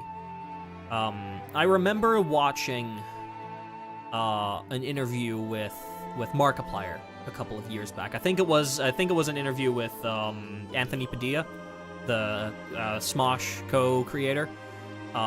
He like interviewed a bunch of different creators, right? And Mark was one of them. And Mark brought up that, like, a lot of people still think that he's the guy who, like, constantly cries because of he had that one video that, like, really blew up, in which he reacted to, like, I believe it was when he hit a couple of million subs. Like, a lot of his fans came together and made, like, a long video, like, just thanking him for everything. And he was watching it, and he was crying like a motherfucker. And he talked to Anthony about why. He was like, I wasn't just crying because, like, it was just a beautiful thing for people to do. The main reason that I was crying was because it was at this point that I realized that I am never going to be able to form any connections with these people because I'm too successful. I've gotten too big. I'm never going to be able to know who these people are. Maybe like a couple of them, but the vast majority of these people I will never know anything about. And that hurt him a lot because he had a lot smaller of an audience back in the day, and he was able to do that more. And losing that was a very painful thing to realize. And it's exactly that why I treasure the Nagashis as much as I do. Because I'm a small enough creator that I remember every single person who's ever come into my chat. And if they come into my chat again, a couple of weeks or months later, I will go, oh, hey, welcome back. Long time no see. And I love being able to do that. And that's not to get, like, parasocial or anything like that, because obviously I want to stay away from that rabbit hole. I know there's other VTubers for that if you like the parasocial stuff. I'm not that kind of creator, but it's nice to be able to kind of sit in the corner and watch the people who enjoy the stuff that you make live their lives, as it will. Like, occasionally in my Discord, someone will post a photo of a new fit they got, or they've gone out to the beach for a day and they post some pictures from going to the beach for a day, or they go to a convention and they post pictures of, like, all the merch that they bought. Like, it's really nice to be able to sit there and go, the people here in this little corner of the internet are interacting with each other because of me. And I get to either join in on that or just sit on the sidelines and watch it happen. There's people in my community who have made genuine friendships with each other through meeting each other in, like, my Discord or in my chat. And that's a beautiful thing to be able to facilitate and to be able to be a part of that. Now, obviously, full disclosure, like, I'm not, my goal isn't to make friends with every single person in my Discord. Ultimately, I'm an entertainer, I'm a creator, and you are the audience. But there's, like, it's that gray area between, like, the things that I make impact people in a way, and being able to witness that impact and try and, like, talk about it, or just talk about other things with those people. It's really nice. It's genuinely really nice, and it means, yeah, it's insane how good it feels to recognize and be recognized by a regular. There's something so special about it. Yeah, there is, genuinely.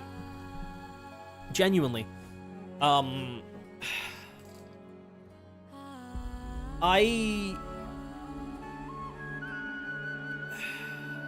almost New Year, Cozy! Hi, Cozy! Regular yapper / POS, yeah.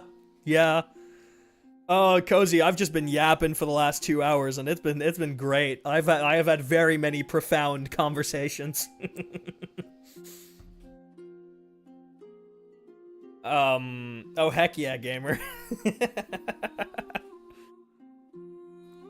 Big fan of this, I think. Big fan. I like the regular yapper, I think. No, point is, TLDR, 2025 can go suck my donkey dick balls, but, you know, wouldn't take it for granted. If you asked me, like, you know, if this year truly was so bad, would you rather not have lived it? Would you rather just have, like, skipped it and moved on to the next one? No. No, not even for a moment. Do I have any regrets? I mean, I've had a few, to quote Mr. Sinatra, but would I, the person I was at the time of making decisions that I now regret, have made a different decision? No. I did what I did, and learned a lot. Better person for it. And holy shit, I'm so proud of the things I made this year. I am so proud of the things that I made this year. There's, like I said, when I was editing that little video earlier today that, like, was a little roundup of all the stuff that I've made this year, a lot of it I was like, holy shit, that was this year. All of that was this year. What? I've done so many cool things in 1 year. Way of all of us need to have regrets so that we can't be proud of what we've done. Bingo. Ding, ding, ding. Fucking...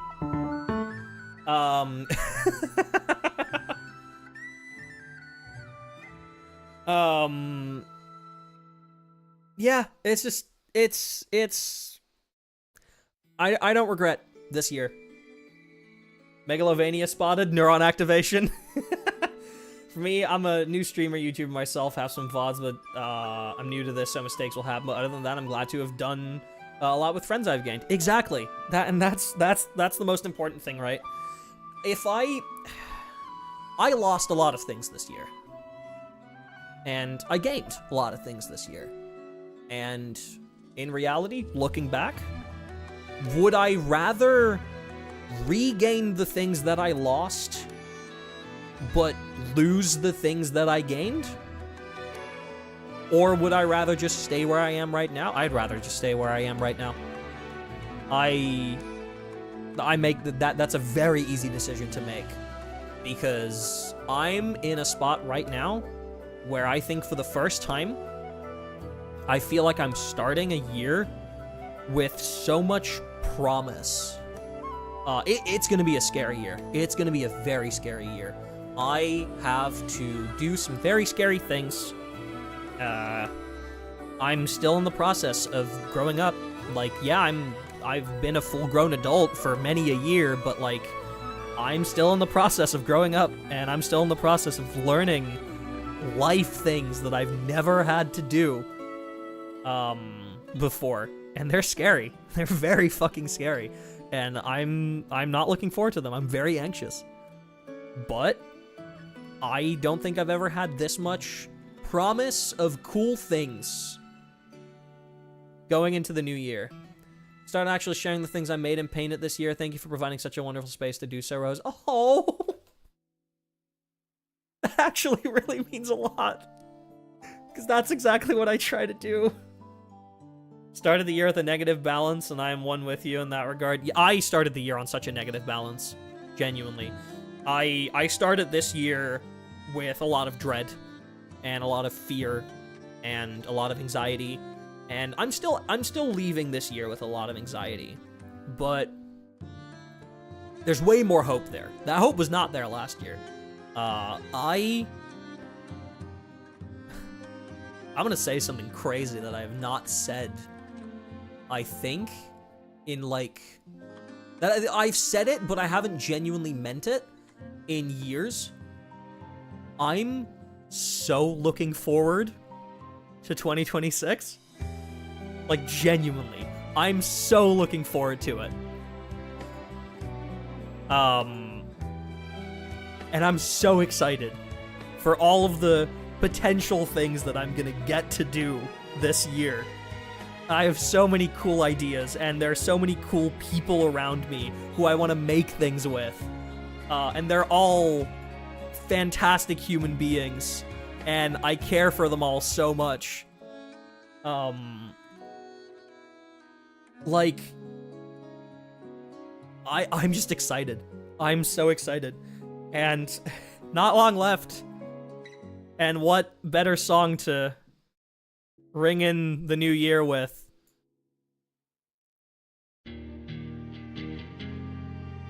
When this song ends, it's 2026. Down to the second. This is my song of the year. Whirling out and over. This is my song of the year. It's so bittersweet to me. For the record, chat, I will start crying in about a minute. And there's nothing that you or I can do about that. We're just gonna sit, and we're just gonna let it happen, alright?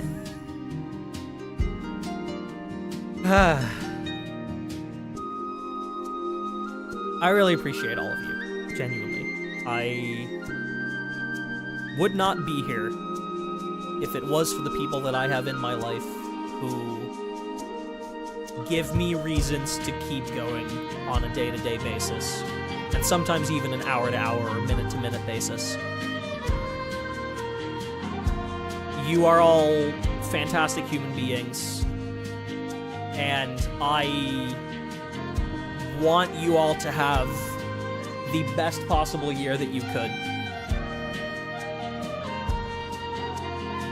8, 7, 6, 5, 4, 3, 2, 1. Happy 2026, everybody. Oh, we're straight up going into a battle theme.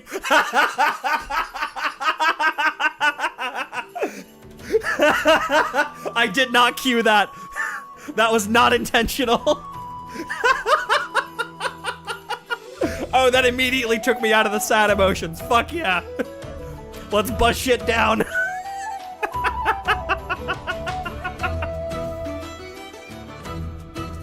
Not a good sign for 2026. No, this is the year of wrath.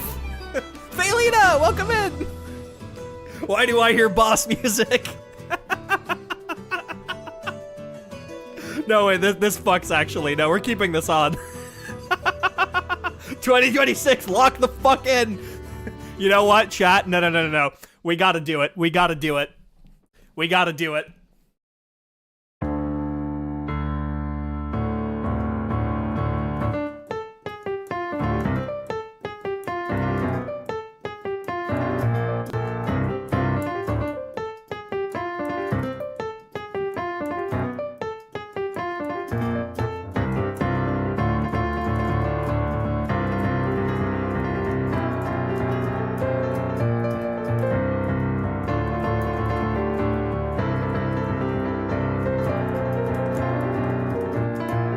I'm rusty. Doesn't matter. Fuck.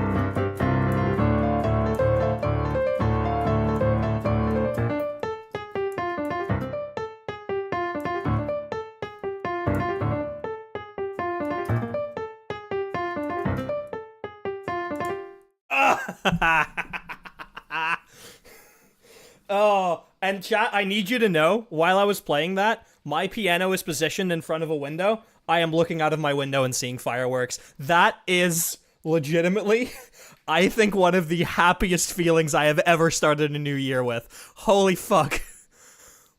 That, wow.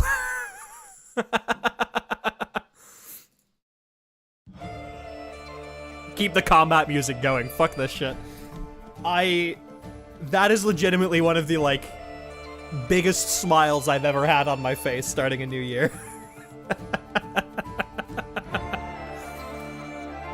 Oh, this was such a good idea. I'm so glad I did this. I'm so glad I decided to do this stream today.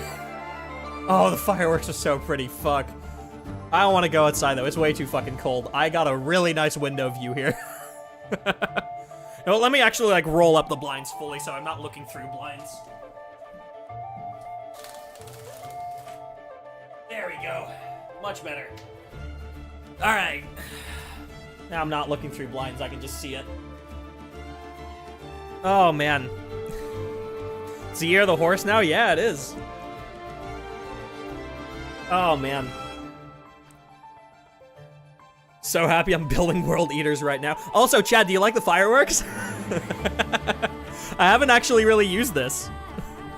Actually, the year of the Uma. Uma Pui, Uma Pui. Fuck yeah.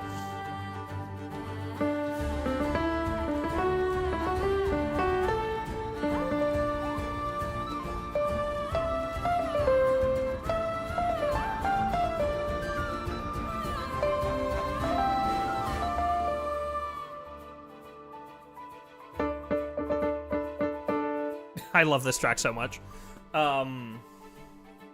Casual swoop of the blinds. Mm-hmm. Oh, I want to see the fireworks. Also grabbing a little shark plushie to cuddle. Anyway, I'm not a trans woman, you are. Actually, you know what? That's not an accurate thing for some people in here, but that's probably... I probably have, like, one of the largest amounts of, like, groups of people that is an accurate statement for in my chat. It's probably, there's a non-zero chance it applies to quite a few people. You have 2 blowhigh in your room right now? I have 1, 2, 3, 4. I think in the house in total, there's like 8.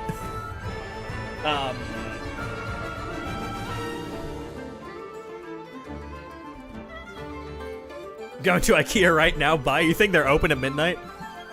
Oh, there's so many fucking, there's way more than last year, dude. Holy shit. If you're watching me look to the side, that's why. Oh, man. All right, you know what? Battle themes are nice, but let's cut to another song that actually means a lot to me. That I really enjoy. Where are you? Where are you? There you are. This is a song that, like, is so nostalgic to me already, even though it's less than a year old. I love this song so much. Harborbound Warm Breeze from, one of the most recent Genshin soundtrack albums.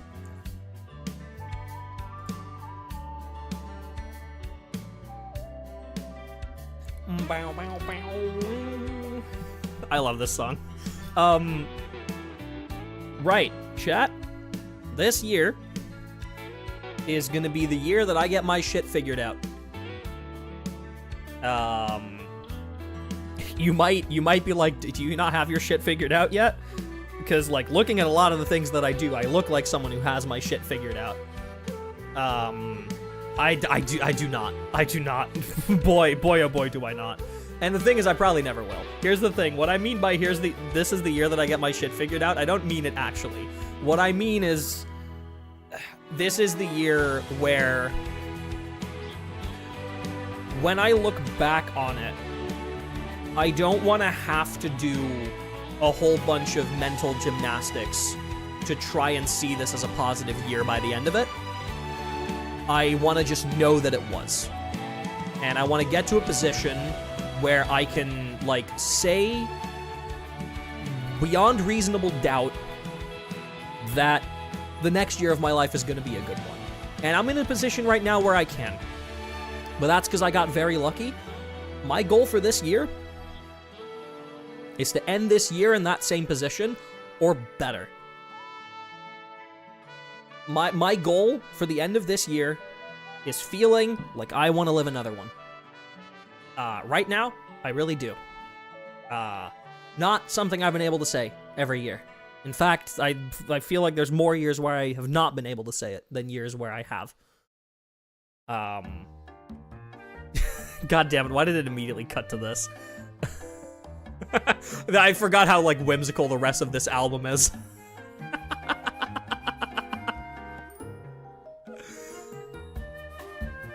The rest of this album is very, very whimsy-pilled.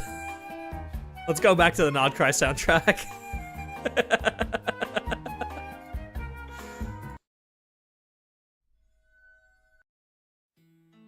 Much better.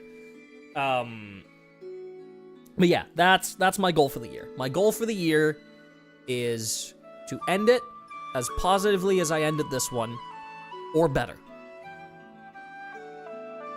And there's a lot of things that can happen that'll affect that. And honestly, I kind of carried this year at the end. Like, this year got carried by the last 2 weeks. Legitimately. Okay, no, that's not true. The perception of this year got carried by the last 2 weeks. The actual year got carried by a lot of different moments. I've had a lot of cool things this year. But, like, my perception of this year got carried by the last 2 weeks. And it was just a matter of perspective. I don't want to have to do a matter of perspective trick at the end of next year. I want to just be able to look at it objectively and go, she was pretty good. Let's do another one. It's why, once again, it's why I ended the video with,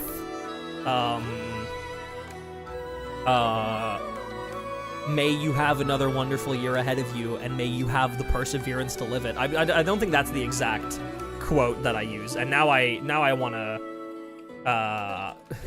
double check what my exact quote was, because I care about this. Oh god, where is it? Was that an untitled document? No, it's not. Oh god, what did I... Oh, did I... Oh, wait. There it is. Yeah. I ended it with, may the universe bless you with another year worth living, and may you strive to gain the perseverance to live it, whatever it takes. That is the mentality I'm ending this year with. And I think that's beautiful. And I'm very proud of that sentence, actually. I tweaked that one a lot while working on the script of that video.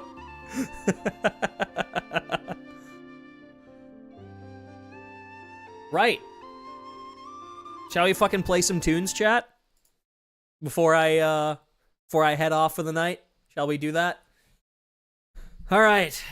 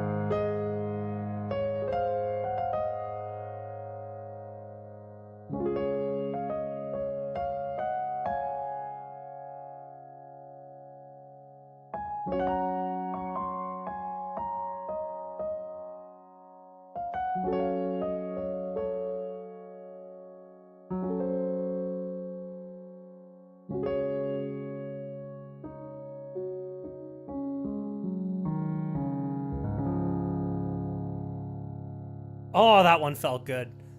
Oh, that one felt really good.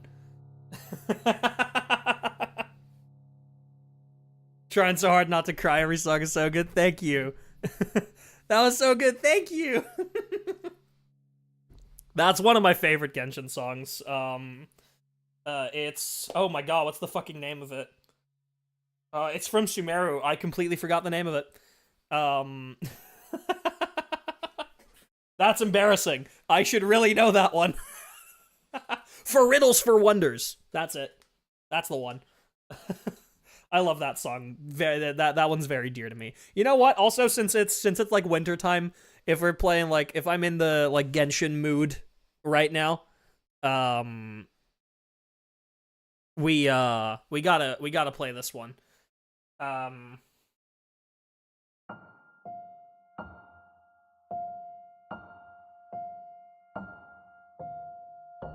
Yeah, turn that formant down.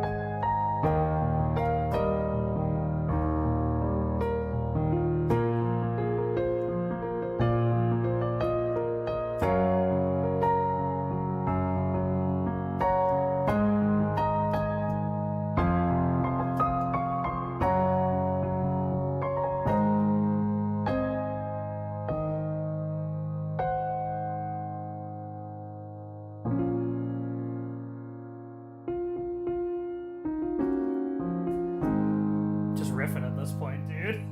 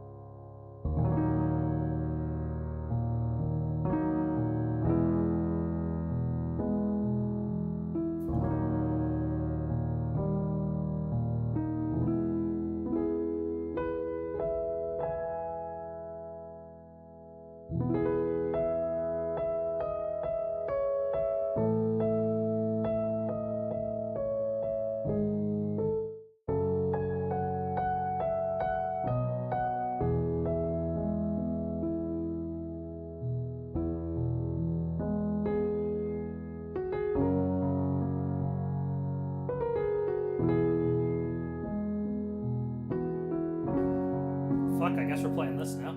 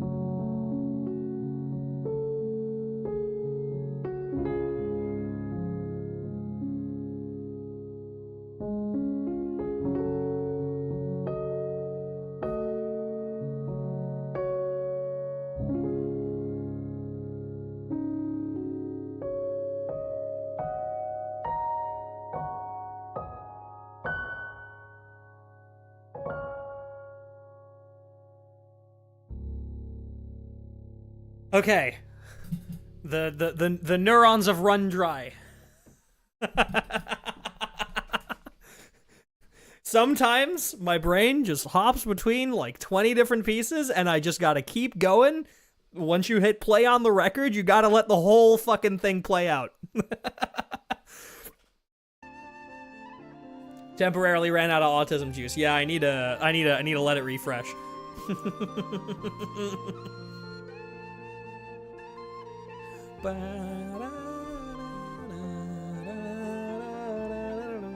Me with Destiny 2 mashups. Esty, you are aware of the fact that I wrote both Ever Looming Darkness and Oh god, what was the fucking... Oh god, what did I title the Witch Queen? Reflection of Deception. That's what I titled the Witch Queen one. I remember what I titled my own fucking songs. God forbid a woman riff, right?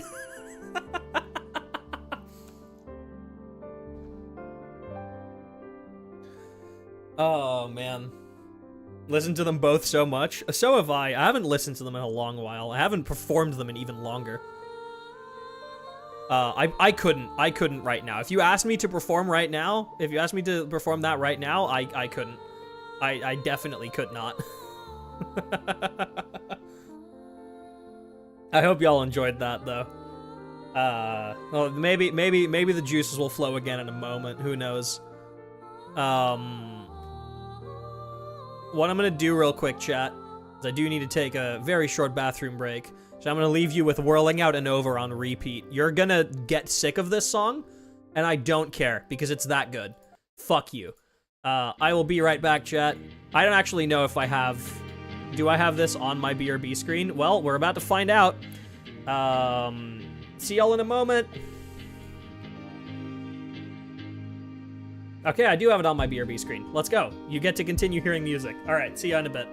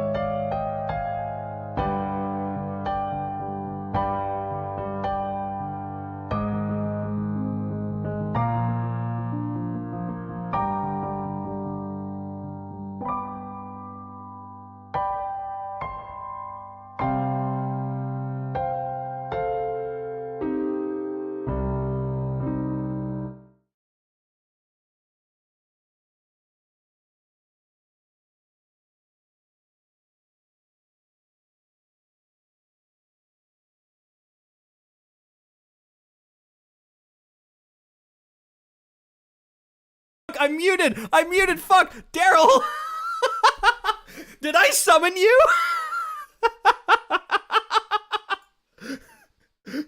What the fuck? That's so funny. I've been playing entirely other stuff for the entire stream. The moment I play Music Box is when you come in. That's really funny. Welcome in, Daryl. I know it's probably not New Year for you yet, but Happy New Year.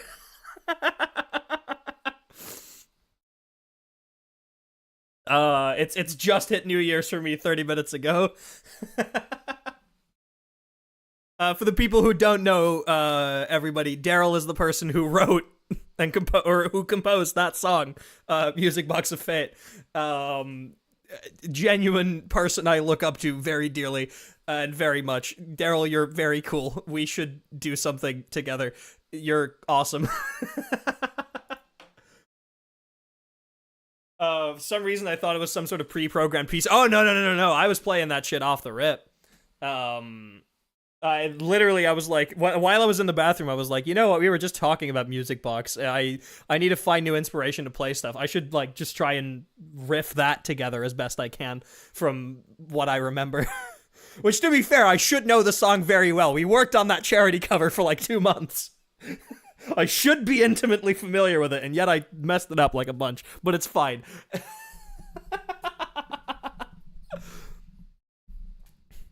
Oh, that's really funny. Welcome in, Daryl. Pleasure to have you.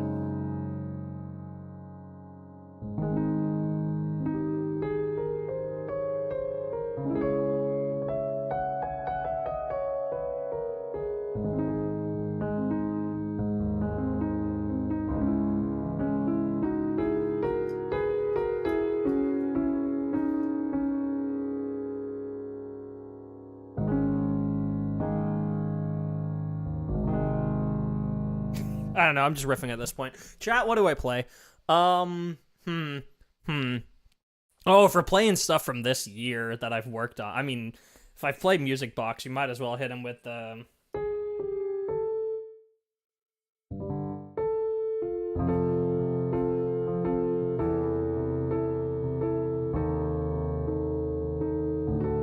then it's, no. Ah, yeah, it's the B flat minor, the minor fourth, right?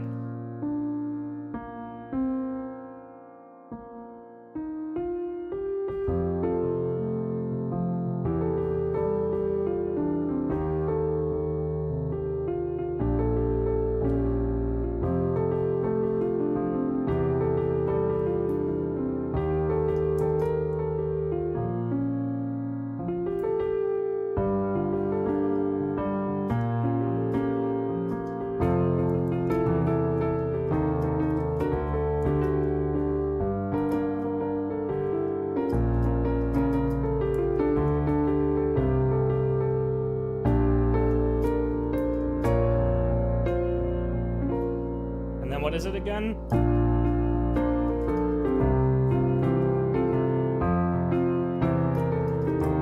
No, it's...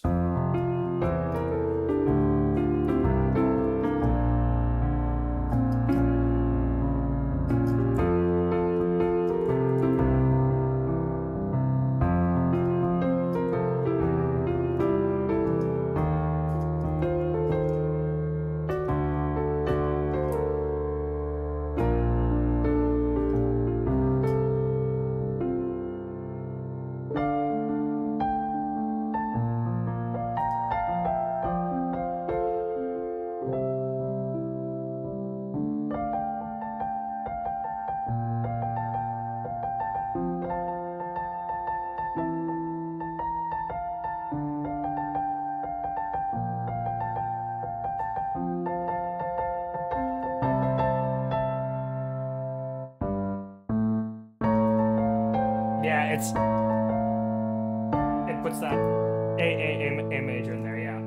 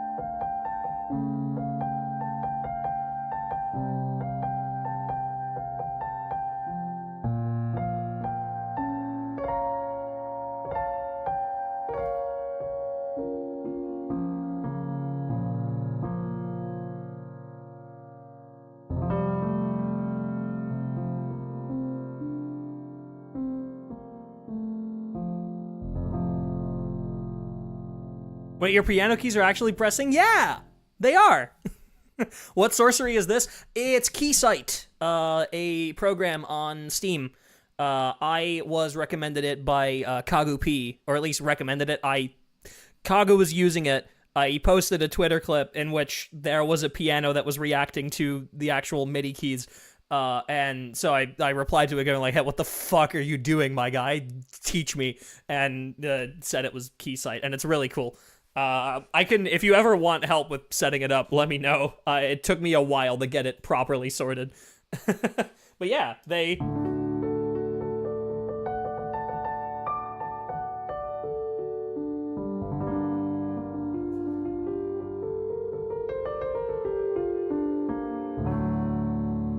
And it's really nice. And they even, like, they're actually, like, animated, too. They don't just snap down. It's really pretty. And it's customizable with, like, colors, and you can, like, change the texture of the keys as well. So you can, like, make a wooden piano if you want to. It's really, really cool. Is there a Lo-Fi Volume 2 planned? No. No, there is not. I don't think you can expect any, like... actual, like, I don't think I'm gonna make anything related to Destiny at any point in the future, at least not the near future. I really like that people enjoy the lo-fi collection that I made a couple years ago, though. That does mean a lot that people are still enjoying that. No, I guess I can play something. Let's see, what do we... something from D2. What do I...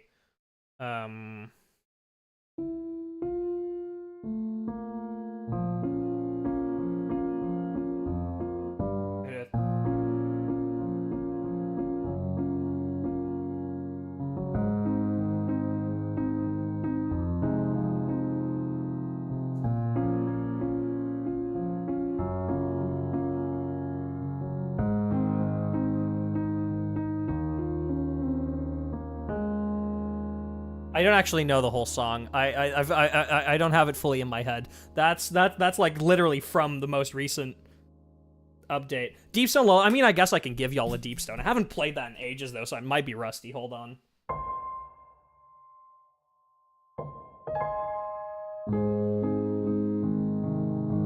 What format do I want for that? Yeah, that's good. Good. A little bit soft. Oh, do we want to detune Deepstone Lullaby? Oh, hold on. Let's detune this.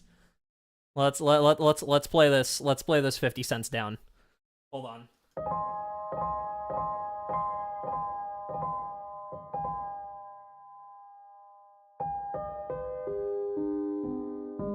Let's trigger all of the people with perfect pitch in the audience. Sorry, not sorry. I just really like 50 cents flat.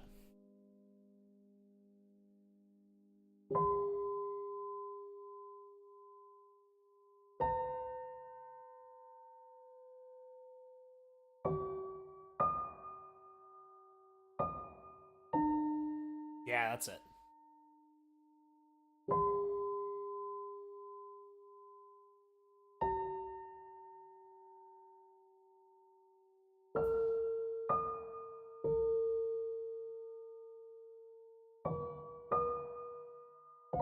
Yeah, it's B that ends in. Anyway, how does it go again?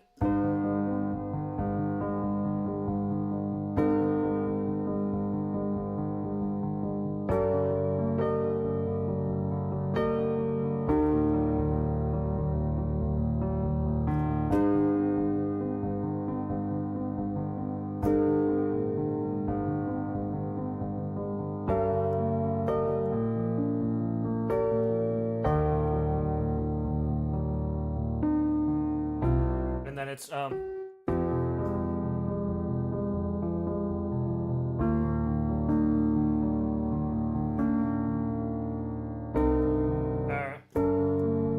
I haven't played this in so long.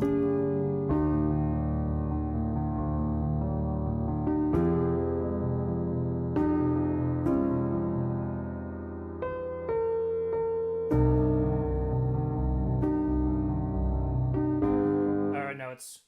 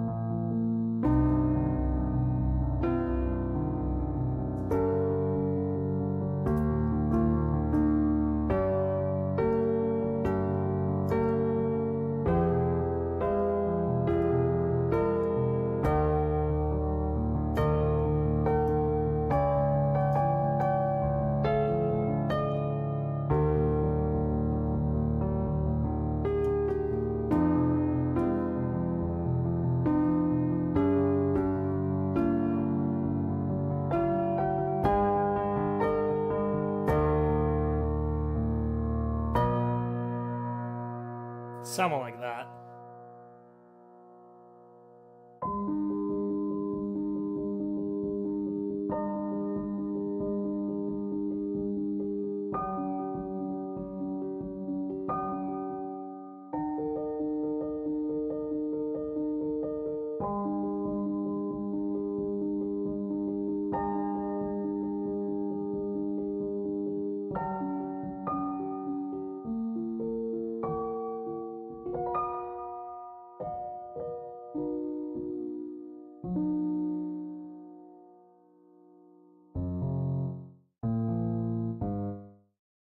God.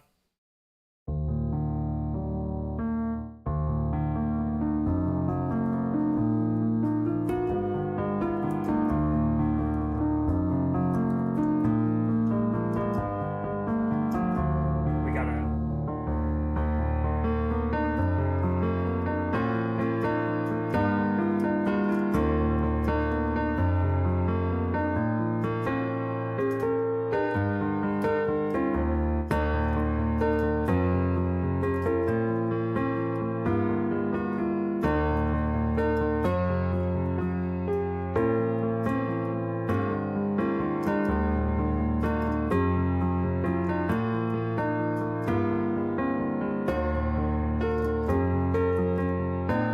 Fuck, I haven't played this in so long.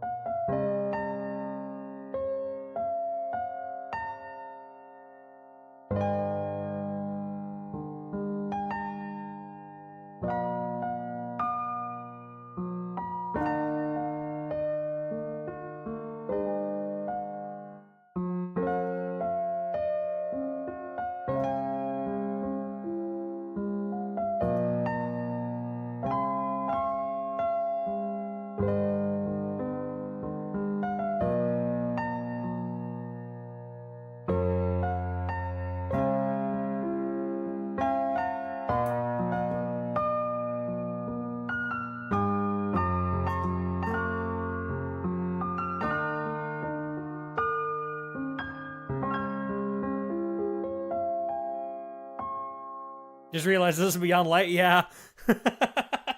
I love the Beyond Light motif. Man, it does take me back.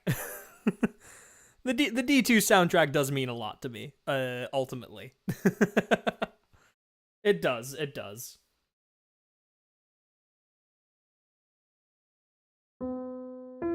Anyway, let's get out of D-tune mode.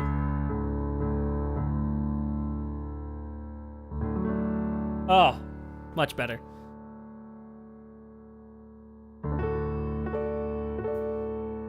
Actually...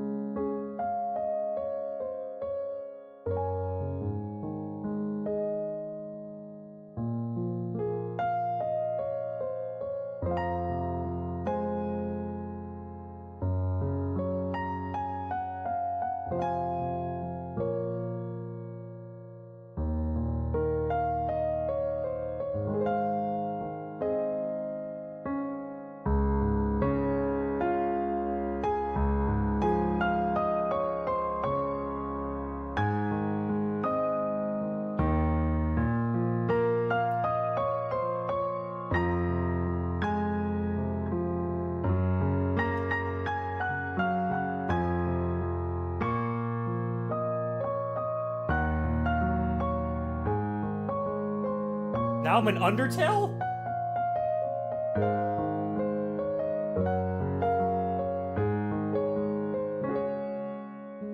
Or in Deltarune?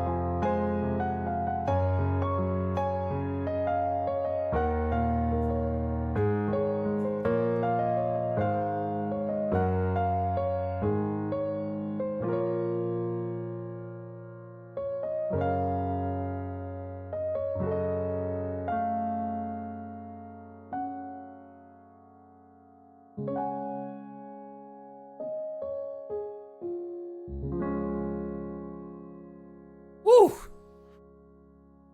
I don't know. I was kind of riffing again. God, I love doing that. Right, I guess we're in Deltarune territory now. Hold on. If we're in Deltarune territory...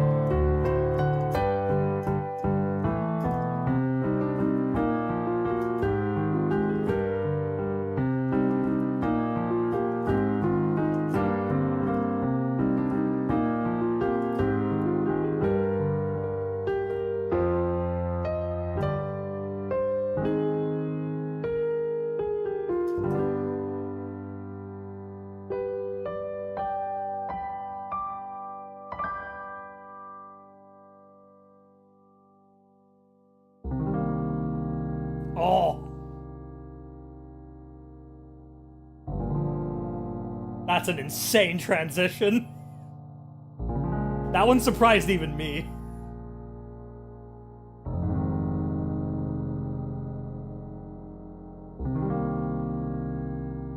Real Undertale fans know what chords these are. And what song this is.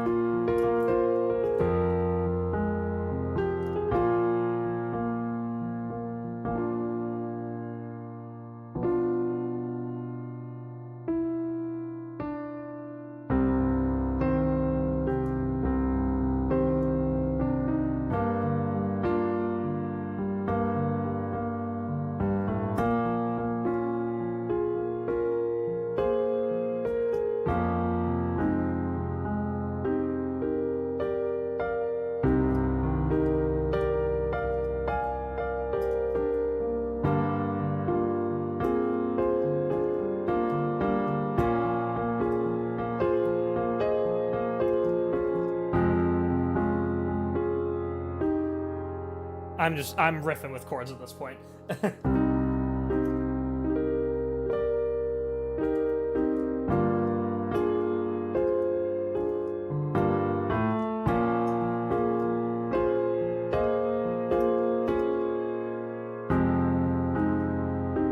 Ooh. I don't know. I'm just fucking moving. Oh man. Where's my background music? Where's my background music?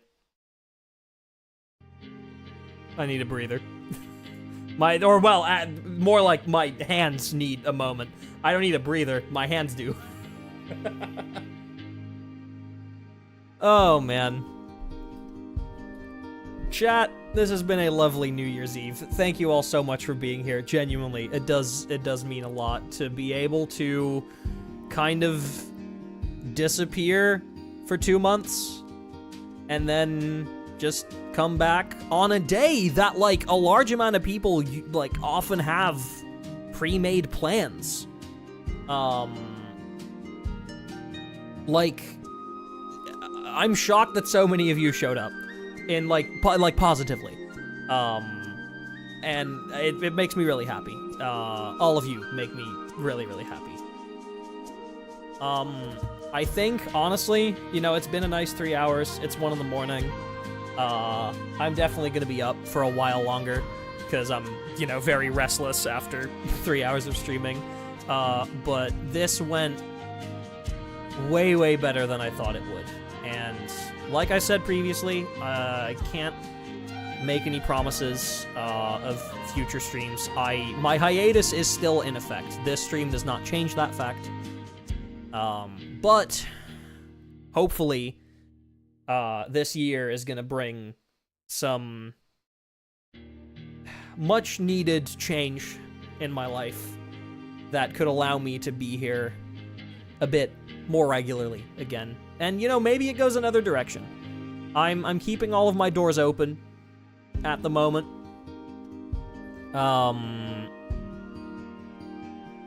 I have a lot of things that are happening and a lot of things that I could be doing. And I'm kind of just going to be doing all of them and just see what sticks. My brain is full of worms and they must be put into a jar, and I don't want to put them all in the same jar. I want to put them all in different jars.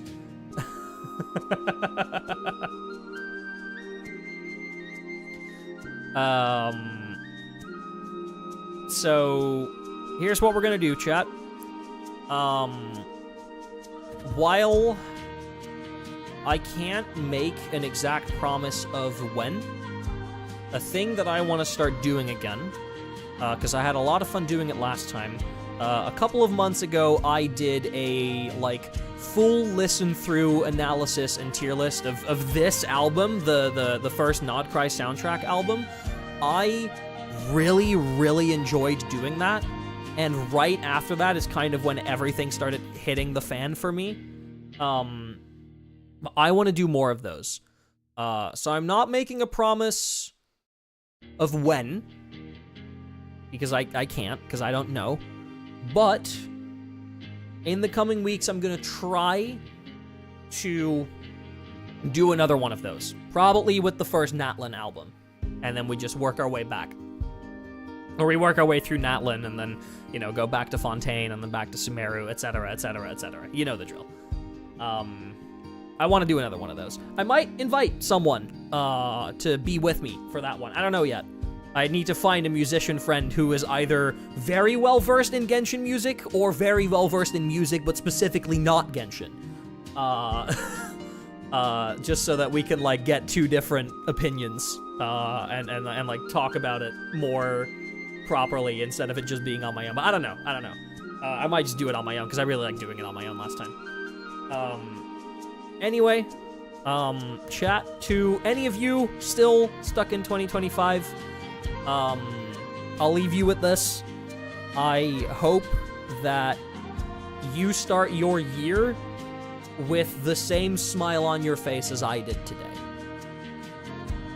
All of you deserve that. And if you have already started your year and you didn't quite start it with that smile, You have an entire year to obtain it. As long as you get it once this year, then you're fine. You have 365. Yeah, okay, it's not a leap. 365 days ahead of you to obtain that smile, and you're gonna get it. All right. But to those who, for whom it is still 2025, I know there's always the meme going around of like, fuck 2024, 2025 is my year, fuck 2025, 2026 is my year. Us humans we're awful people. We always see the bad things over the good, and that's why everyone always sees a year that way. I was very close to seeing my 2025 that way. Let's all make a promise to not see 2026 that way. Everyone's going to thrive. You're gonna have a lot of difficult fucking things ahead of you, but you're gonna do some cool shit too. One day at a time. Exactly. That's the mentality. One day at a time. Make a thing to look forward to, and then just keep looking forward to that thing. And if you are someone who is at all creative, put it on a piece of paper, put it on some sheet music, put it on a digital audio workstation, put it in a video, put it on your painting software, put it in a Google document, as long as it's not about VTubers, because we don't want those kinds of Google Docies in 2026. Let's make 2026 a Google Doculess year, shall we? Can we do that? Can we, as a society, make 2026 a year without Google Docies, please? Can we talk it out like adults? You have issues with somebody? Talk to them. A lot of people are a lot more reasonable than you think. Most of the time. Some people are just assholes, but, you know. If you do run into someone like that, keep your peace. And spend your time and effort on the people that you actually care about, and the people that matter. We need less toxicity around these parts. Especially in VTubing right now. I know that some producers and artists are going through it right now, because of, apparently, I guess TikTok hates Cry For Me now. For some reason, one of Iron Mouse's songs, apparently TikTok hates that song now. Y'all shut the fuck up. We need more positivity around here. And I'm gonna be trying my best to spread that. If you follow me on any socials, one thing I'm going to be doing this year, and I apologize in advance if that's not something that you enjoy, I'm gonna be retweeting and reposting a lot more of the work that my friends, my coworkers, and just generally people that I look up to are making, and people that I think deserve to have more eyes on their stuff. I know I can't direct that many eyes. I'm a small little bean in my own little corner of the internet, but I'm gonna be trying my best to spread everybody around to the really cool people and the really cool things that become harder and harder to find every day in our modern capitalist technology society. In today's socio-economic climate, it becomes harder to find genuine art everywhere. So I'm gonna be like spreading the work that my friends are doing a lot more. So I will give you guys a fair warning on that front, that's what I will be doing, especially since, you know, I might still not be streaming for a while. I might not be doing too many music commissions for a bit. So, like, I'm gonna do that instead, so that, like, you guys still get to see cool shit, even if I'm not the one putting it out. That all being said, I feel like I'm rambling. I'm very good at that. This is why I scripted that Christmas video, chat. I'm very good at rambling. This is why I script these things. With that all being said, thank you all for the year that was 2025. You are all amazing people, and my life is a little bit better for having all of you around here. And I hope that I can do the same thing for you in this coming year. I wish you all a very, very lovely rest of your night. If you're still waiting to do your New Year celebrations, have fun. If you're about to hit the hay like I am, then I hope that you have a lovely sleep, lovely first sleep of the year, and that you wake up tomorrow with the perseverance to live your next year, but most importantly, the next day. All right? Y'all have a good one, chat. See you around.